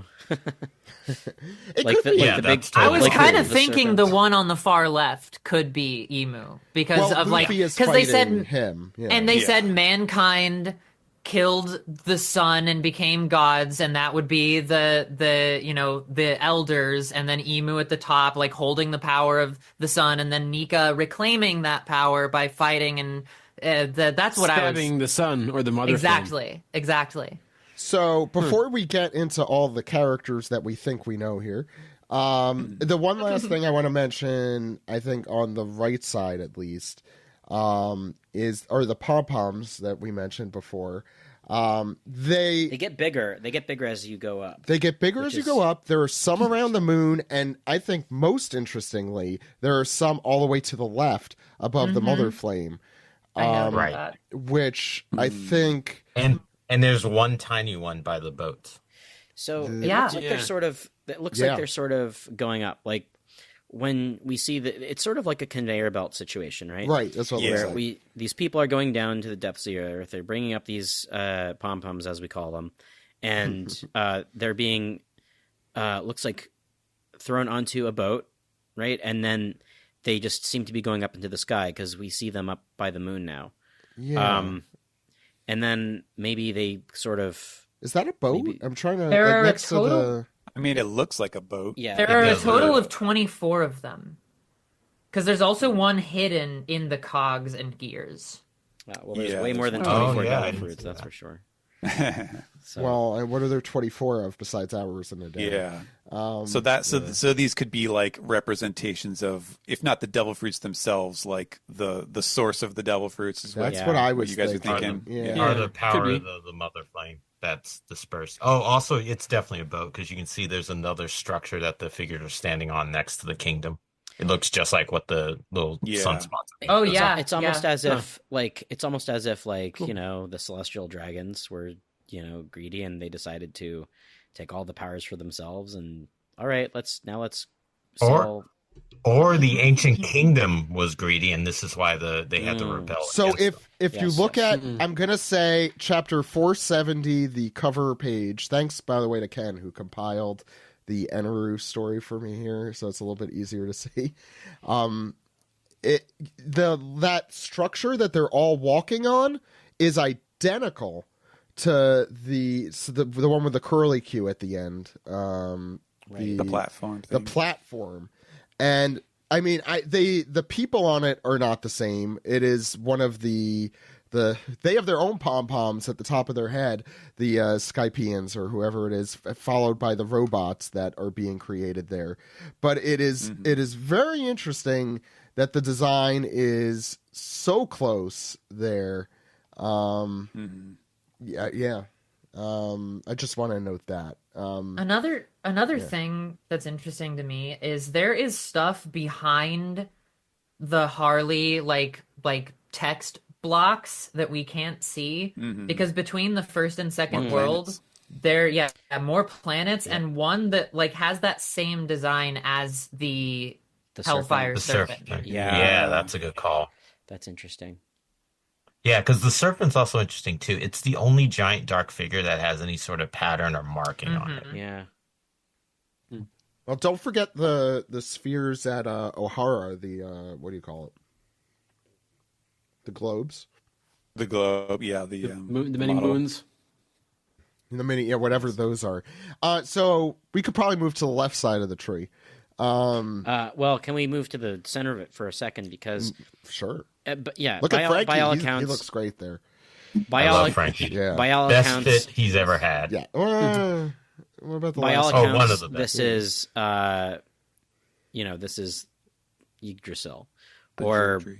there's two trees, right? The Adam tree and the Eve tree, right? Yeah, the Eve tree 'Cause is presumably underwater, Right. The Eve tree is underwater, right? yeah.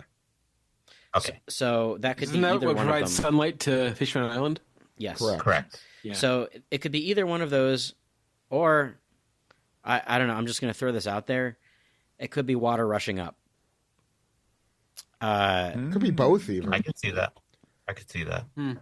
I mean, the forest god is specifically mentioned in that second world, which is why. And also, that character is kind of popping out of the tree. But also, no, I'll back Alex on this. It could be both. Yeah, it could. Because it's both the forest god and the storm, because like shortly thereafter on the right side, those petals are kind of breaking up into what looks like raindrops and the falling. And there's also a lightning bolt that phases entirely into the tree. into the tree, yeah. And Yeah, also, and also the Noah thing with literally the flood. Sorry, Alex, go ahead. Yeah, and that's sort of where I'm getting at. Is that Noah? Like it's sort of riding it up, sort of like Reverse Mountain a little bit. This could be nothing, but that's just a different way to interpret it, I think. No, I like that. And I mean, speaking of the flooding, the raindrops at the top near the whale, just to the left of the tree, maybe that's related as well. So I'll use Kirsten's, and you could argue with them because I think they're guesses anyway. But I'll use her labeling system. So we have either a laboon or the Zoe whale from the tree right underneath that. I think with it's two the people. Zoe whale for sure. I could see either. Island whales are a thing, so That's true. we know that there's others like Laboon. Yeah, but they don't have the ribbing at the bottom. That's more like a blue whale. Yeah, it does look like a blue whale. Or a Whitebeard ship. Looks like the Zoe whale, I think. No, humpback whales have the. He's but a like sperm specifically- whale, I think, right, Laboon? Yes, Laboon's a Yeah. sperm. Yeah, the laboon doesn't have the whale at the bottom, so that No, you're the right. ribbing at the bottom. You're which right. means I don't think it's an island whale. Yeah, I think you're right about that. That was my 1st instinct, except that Laboon is trying to destroy the red line. Sure.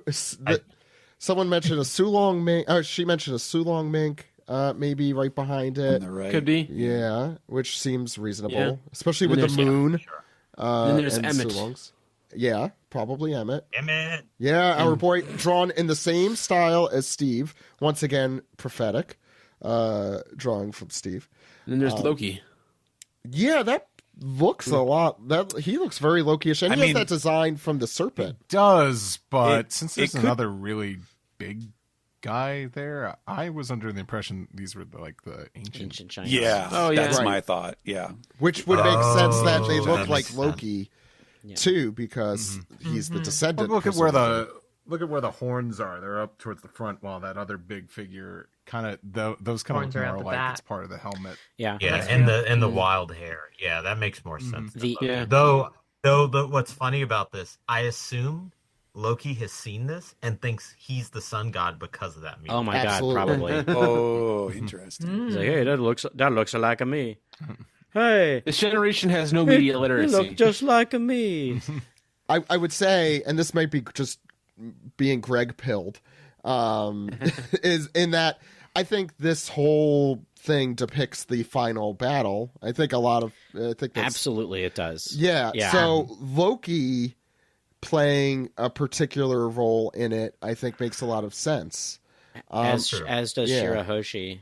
And what's this? And I don't like the look of that fish. That guy looks tough. Well, that could even be the goldfish. That could even be the goldfish from Little Garden or something. Like a giant. That thing's dead. He's dead. Yeah. He's dead. His brother, his twin brother. Wait, he is not missing his midsection, and he's named after a McDonald's beverage. So from looks like we've got that's the Alabasta flag clearly behind, but also the sun symbol figure. That we've. It's identical to that, yeah. And that's Wano below them because there's a shuriken and a katana, and they're darker, so they're important because they're from Japan. But their clothes are, and they're holding. They got katana. Yeah, katana. I can't wait to see all the other. I look forward to seeing all the other "It's a Small World" illustrations on here, like the cowboy ship. Well, there's a Lunarian there. At the top, right in front of the whale, which is very, very interesting because of how it's shaded as well. It's very clearly a Lunarian. The light shading.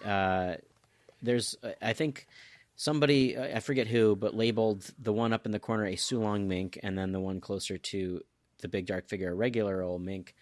That was Kirsten, Yeah. And also a bunch of people from our Discord. Towards the bottom, I'm having trouble distinguishing what these... I think I figured one of them out. The one with the horizontal sail? Yeah. All this whole time we're talking... Long Arm tribe, I think it was... Yeah, I think it's Long Arm for sure. What about the Tontada? Has anyone mentioned that little Tontada? Yeah. Tontada by the... I love how obvious it is. Oh, yeah. With the big tail, yeah. Oh, yeah, that's a tail. Sorry, I didn't get that right away. So one of the diagrams that I took a glance at earlier labeled the big figure with holding the sun attacking everybody as Emu, and on the same side the big ship with a whole bunch of people on as the Navy. I don't think that's the Navy. I'm going to throw this out there. The ship is the Blackbeard Pirates, and that's not Emu. It's Blackbeard after stealing Emu's shit. Yeah, I'll back that. I would back that only in that sounds cool. It is. I don't know. One of them doesn't look like a luchador, so. Well, initially, I thought that ship with the giant figure on the left. I thought those were going to represent the Holy Knights because they do kind of look more. I was going to say it looks like a knight's visor. That's what they have a unified look. Yeah, they're uniform. Yeah. Huh. I suppose that's true. And one of them isn't a tap dancer. Oh yeah, and I don't see a horse over there. So one of them is falling out of the boat at the front. Oh yeah, that's .q. I would say though, it's interesting that the character on the left, the god or the emu or whatever it is, does mirror Loki a lot. Well, it's just got the horns. Yeah, but they're they look like they're mirroring each other in their expression.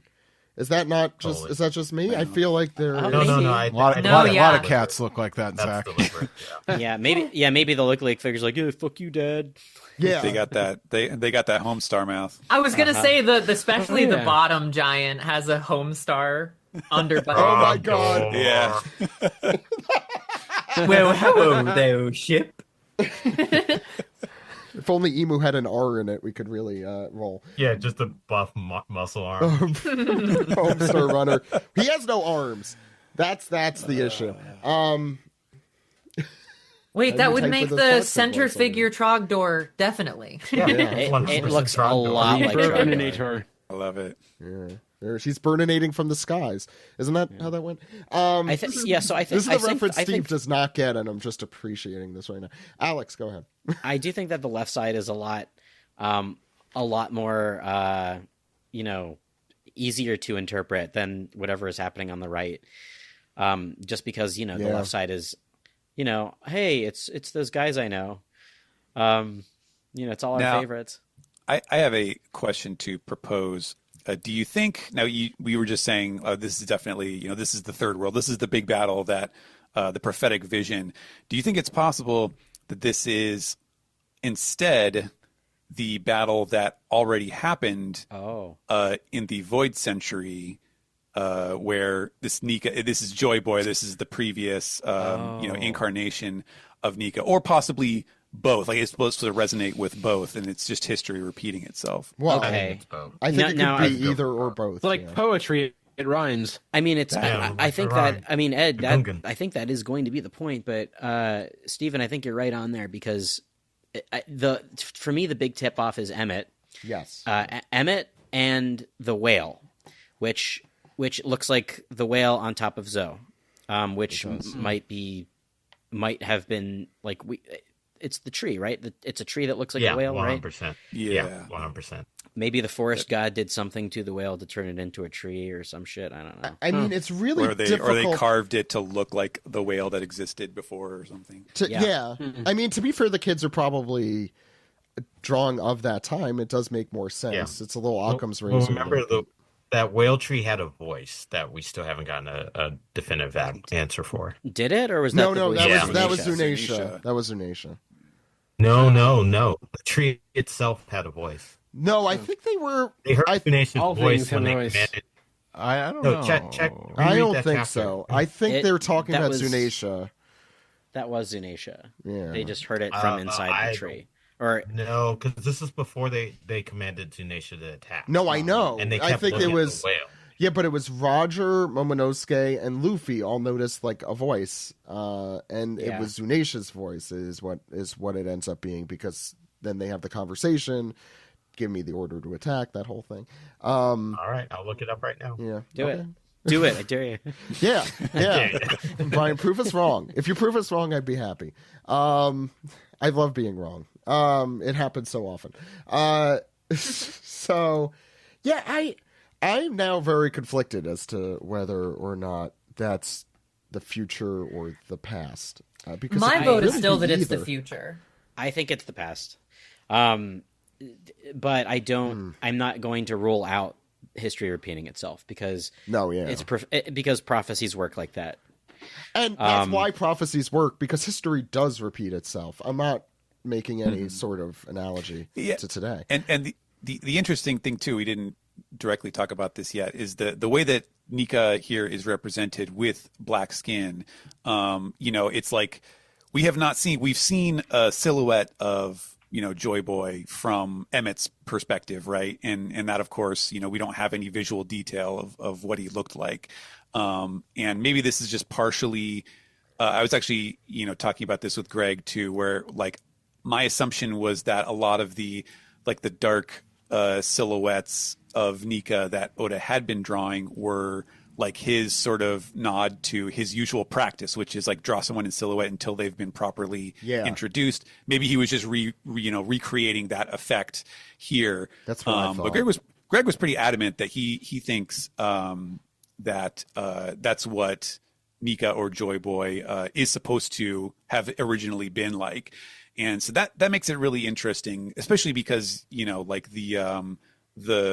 the actual real world mythological figure of Joy Boy is what is that, Caribbean, I think, in origin, and it was like or Haitian or something like that, and so he was a black god basically, so it could just be like Oda is starting from that in terms of the iconography, But it could also be a clue that this was the past version, or else their image of the child's image of Nika is that Nika has dark skin, and therefore even if it doesn't match Luffy, that's like the personification that he's living through. The other like kind of a tip off for me also is that this Joy Boy figure has a sword and a shield.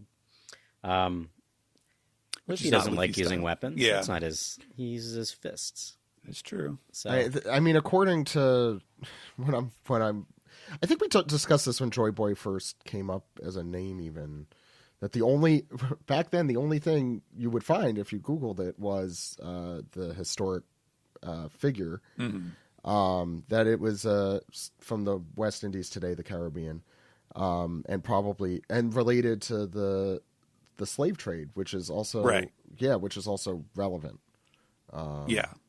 Fits right with what Oda is telling. Yeah, which would be, I don't know whether I want to give Oda the credit for doing that or not, or assume that he knew that or not. I mean, considering this is a tale about pirates and pirates are most famous around the Caribbean, that's true. It makes sense. The pirates. I was going to say, I think him having researched history of the Caribbean and I mean, he talks about the enslaved praying for a savior. True. Like I would say probably he at least has this in his head. I mean, I guess Fishman Island is the closest thing we have to he's paying attention to other things outside of Japan, and how they, affect a non-Japan centric view of the world, I guess is the way. Although Wano, and I'm looking at the silhouette again from 1136, so just 2 weeks ago or 2 chapters ago. And it is definitely identical to this one, although better, a little more detailed. So I wonder.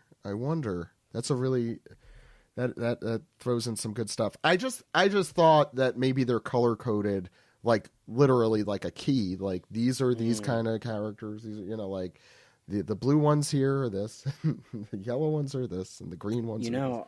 I honestly think when the color chapter comes out, this is just going to be monochromatic, bark color. Yeah, I wouldn't be surprised. You mean in the anime? Because I don't know if they'll ever come out with a color or when they would do that. I don't see this being vibrant. Zach, the colored manga comes out pretty quickly in Japan. The digitized the one. digital. Yeah. Yes. But yeah, I don't see this being very vibrant ultimately. It's a couple volumes behind right now. It'll be a few months then, at least. All right. Any other thoughts on the mural? Any other thoughts on the chapter? There's plenty to think about.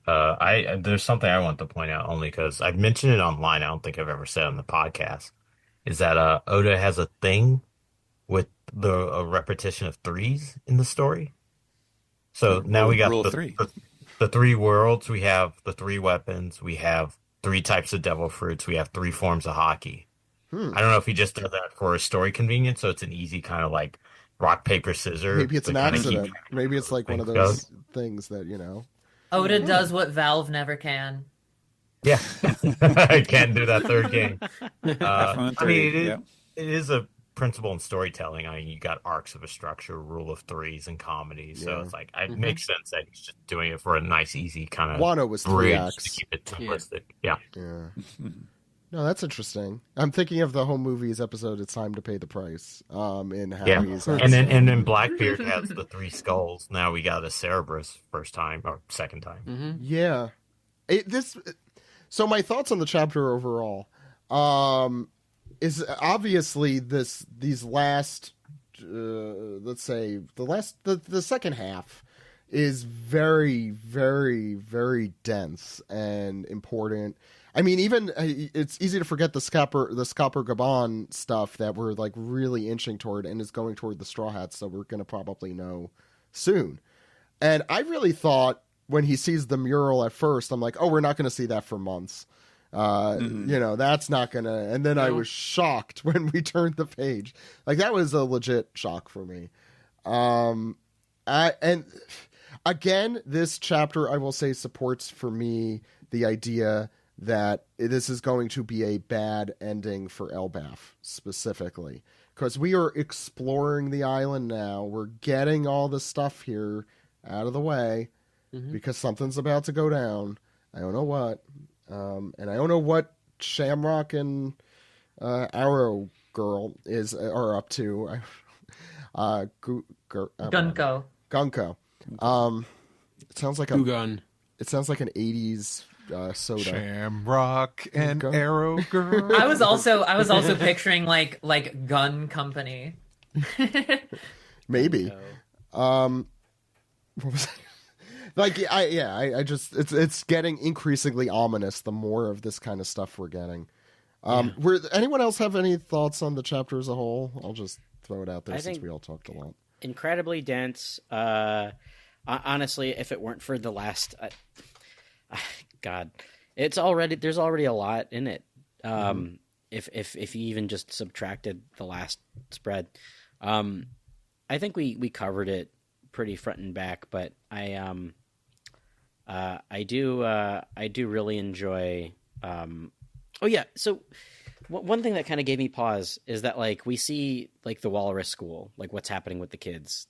Just it didn't seem to be any point to that other than perhaps, here's where all the kids are, and it looks like that's where Shamrock and Gunko are headed. Yeah, it's he's because he said we have to get to their children, and so that shows the school for 2 panels, and then we cut away, which is very ominous. I thought it could also be referring to the child's dream thing. Which, I think it flows through that way. Yeah. I thought Shamrock was suggesting killing younglings.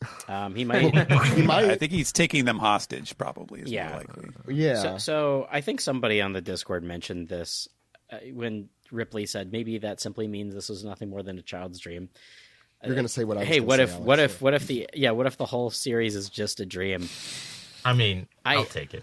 I don't know. I would. Just a Dream storylines, or it was all VR storylines, are my least favorite thing in writing ever. Yes. Yeah, but it depends on whose dream. That's the point. No, I think it would be more interesting as like, what's the Bugs Bunny one where he like literally is fourth walling? I forget the Chuck 'em Up? Duck 'em Up. That's same thing. Duck 'em Up. I forgot Bugs is the artist at the end. Anyway, I would like to see that kind of thing, and so it is it could be a children's story. Yeah, I'm a moron. Why didn't I even think of this? So, we've got. So I don't think this whole story is a dream. Yeah. I think this is what Ripley is saying is a very interesting thing because it sort of goes back to Luffy's whole thing. Like we don't know what his dream is. And people are. I think it has something to do with that. I think there's some sort simplicity of like the pureness, the innocence, and the simplicity of a child's dream might be more of what Ripley is getting at here. Like, look, this is like the epic, like what we've been talking about for the last hour. This is the epic heroics and disasters of thousands of years of history. Seen through a child's eyes is a very interesting, and that's Luffy basically. Like I'm seeing these horrific things, and I'm seeing it through this innocence that like kind of we all as adults envy. I think in children. Well, this is also not the only time we've had prophetic children in the series. Like Charlie, Arlon's sister from Fishman Island, was a prophet at 5. True. Huh. Hey, so we can't all be children sure, having prophetic visions is not a thing new to One Piece. True. Yeah. All right. Any other thoughts? Sorry, real quick. We didn't talk much about why the text is called the Harley. The fact that like Harlequin, laughing figure, clown figure. Oh, that's interesting. That's I forgot Harley Quinn was a pun off of that. Completely forgot that. And another thing while we were talking, like we've heard Greg's theory crafting a lot with the crescent moon and all that. But another thing that a half moon also looks like is a smile. Yes, I think I think Greg had mentioned that as well. Okay, yeah, all right. I know, I That's like all. it back in the day. I'm talking about. Yeah, I think in 2003, Greg mentioned that. I can't wait for the reveal that all of their names are actually, for instance, their names are actually Luffy, like :D, Monkey :D Luffy. Yeah. It was all just internet. They were, yeah. I think we have made that joke before, because emoticons. Monkey :D movie for theaters. All right, so that'll do it. Well, we might have enough time for a little. Oh, Steve, please, Steve. Yes. I just want to say, who doesn't want to be held like a toy by a giant woman? Yeah, I'm down. Very funny. I do. Panel. I just, and be like flown through the air, just zoom. Continue, Steve. Continue. Like, You mean you want to be an action figure? That's like who Who doesn't? doesn't? Specifically in the hands of Ripley, right, or a woman like her. You wanna think about something cool that I don't think we've touched upon. What's that? In this chapter or last? You remember what Whitebeard says when we first I forgot see about him that. meet Shanks? He says, "Looking at your face reminds me of the wound that bastard gave me." Pointing at himself. Who could he be referring to? Maybe someone who looks identical to Shanks. And what wound? Maybe. No, he was referring to. Oh, No. that's White We Beard always was talking just about, too. assumed What it chapter was that Roger. again? Huh. Do you Yeah. happen to remember? That was Could be Roger, 3... yeah. But it is interesting that we now have a very different interpretation of Yeah. that. That's true. Yeah. And there. Oh yeah, there was another thing that I thought about. When Shamrock mentions that Shanks had returned to the Holy Land once, but then Oh yeah. there's the Felful or whatever. Thank you for bringing this up because I wanted to. Also, I I think the chapter's 425 or 424. Thank you, that sounds which, right. Roger Yeah. might be a Roger. So I think but maybe Alex. probably not the case, but I think it would be interesting if when we see that hooded figure that looked like Shanks say, "I need to talk to you about a certain pirate," maybe that was Shanks. That's the thing. That puts in Yeah, that. I Oh, assume it that could now. still be Shanks. So it's possible. Here was another thing I thought of. how many cloaks could and- these people have? Yeah, go ahead, Steve. And it sounds maybe this would have been far fetched years ago, but after Stampede and Film Red, dropping a lot of canon things before they're introduced in the actual manga. When Shanks and the red-haired pirates, a very young Shanks, found Uta in that treasure chest, I that could possibly be him returning to the Holy Land, because she seems awfully. Maybe she's a figureland or of those another people. world Well, she's That Shanks' could have daughter, been- right? Isn't that the whole? Adoptive daughter. Or maybe But it's his when niece. Shanks finds Uta, it like blink if you miss it. It cuts to like a perspective, which must be him as a baby being found by Roger and Rayleigh. Right. Yeah. So that's why I'm thinking that little clip right there might have been hinting at when Shanks did return. So you think they're just smuggling children out off of Mary Joa through treasure chests? Yes.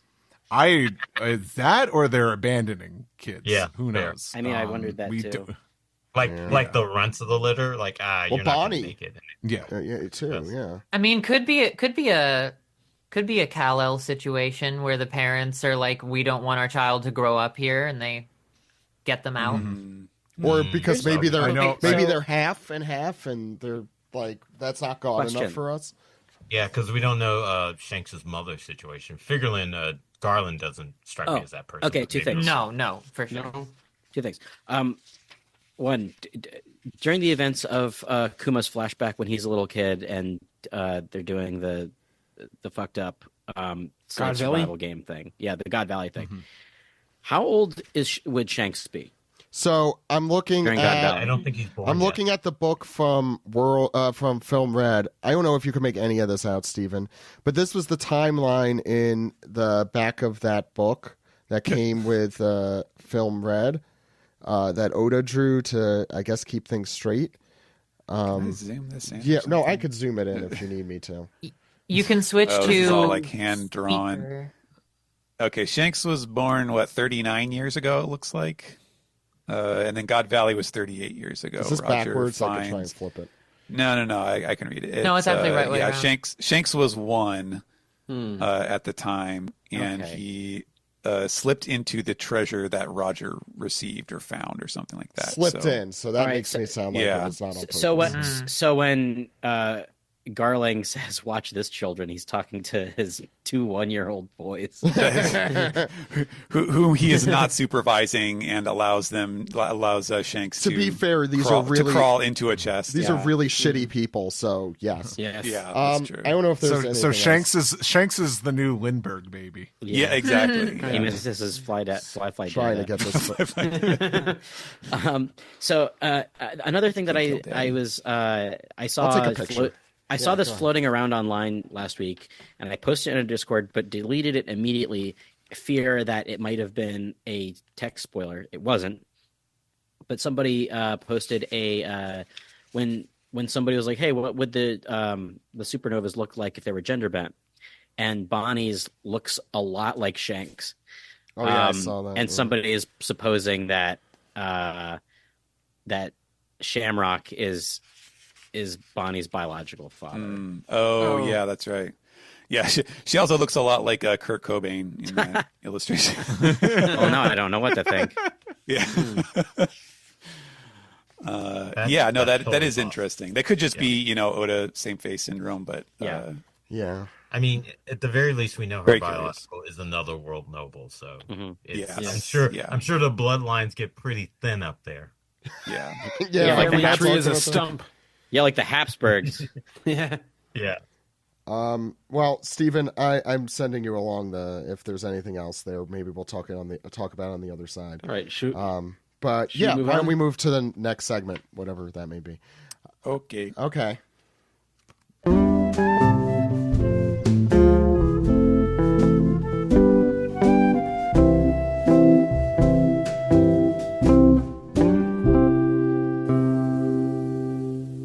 This has been the One Piece Podcast, episode 854 for February 3rd, 2025. Wow, this is definitely going to be one of my favorites, I think.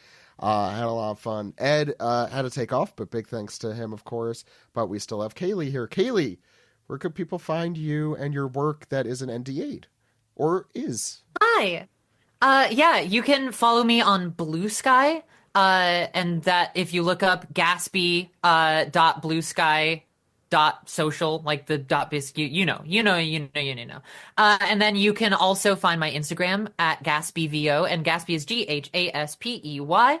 And then I also have started posting and making like actual produced content on my YouTube channel. So if you look up my name, Kayleigh McKee, on YouTube, go over there, check it out. I did an ultimate voiceover quiz with a few other voice actors where it was very sarcastic, entertainment focused, but it also has a lot of interesting information about the nitty gritty, silly parts of our industry. So you can go there and watch those videos. It's up in 2 parts.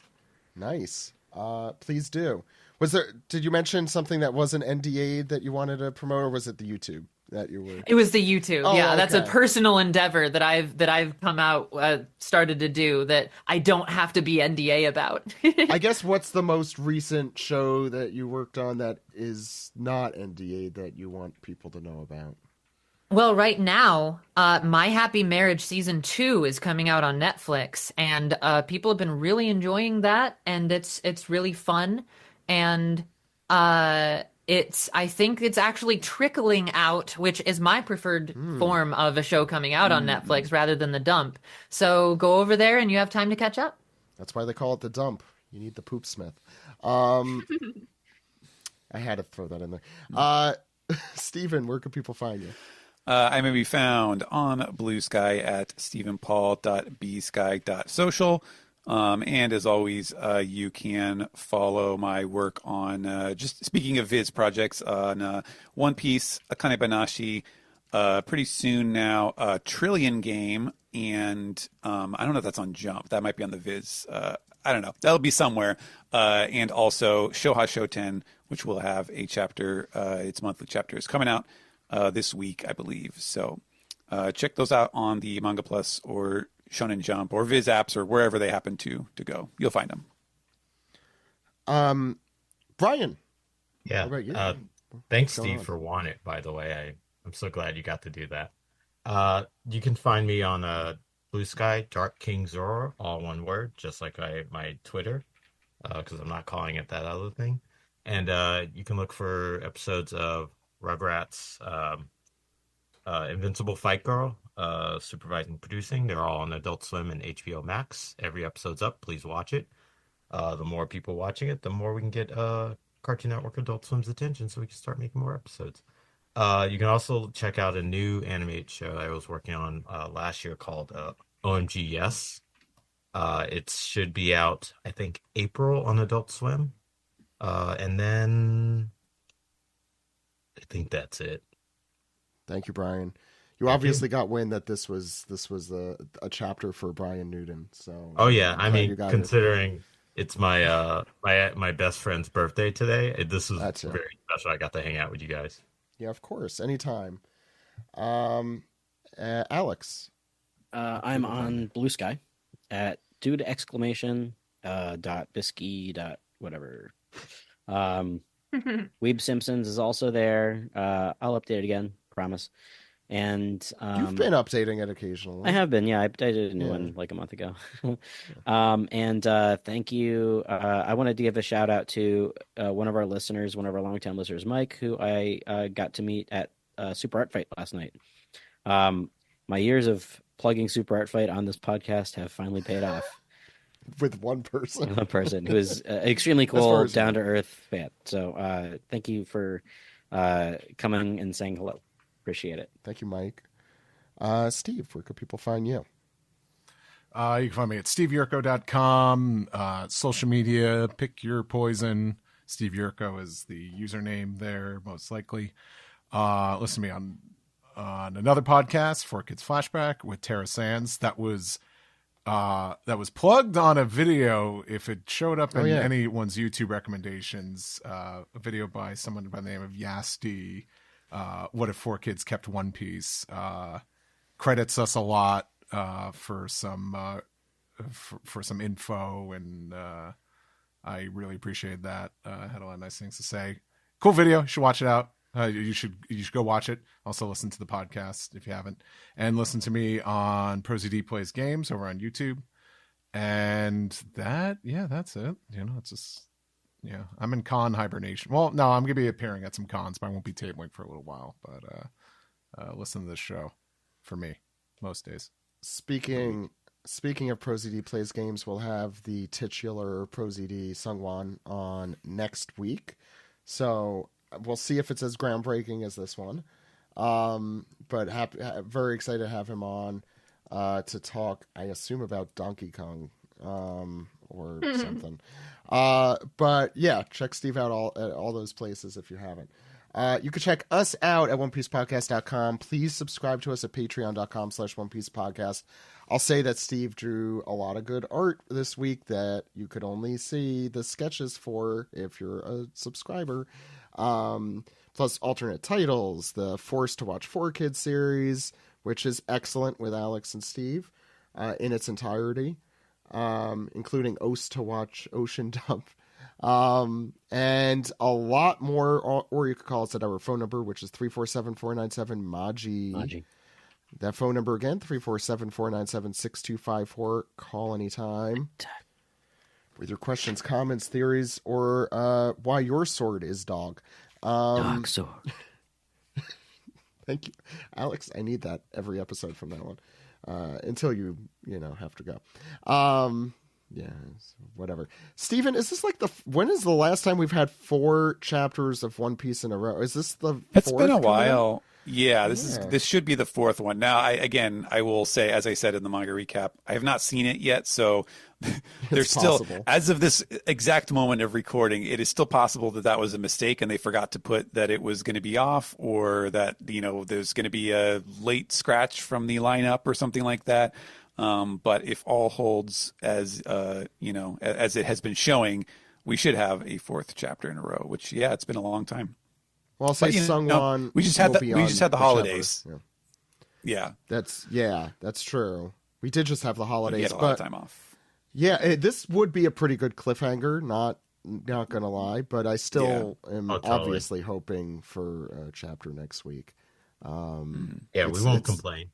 No, and if Oda really wants to show his stuff is still there, he's got to come out with it. Is this peer pressure working for him, even though he finished the chapter already? Anyway, and if we get another chapter, then maybe we will actually be able to get around to all of the piece together and stuff that we. I was gonna we did say not have I time for. apologize that we did not get to the piece together this week. I did warn the Dispiece folks that there's a non-zero chance that we would not. And Yeah. that non-zero chance was actually 100%. Yes. But thanks But to hey, everyone you who get did. to hear us ramble for like 3 hours, so Maybe Okay, maybe we'll put evens out. together something this week where we answer at least the Dispiece questions for Patreon or something. I'll see if I have time. No promises. I'm just holding myself accountable here on air. But until next week, everyone. My name is Zach.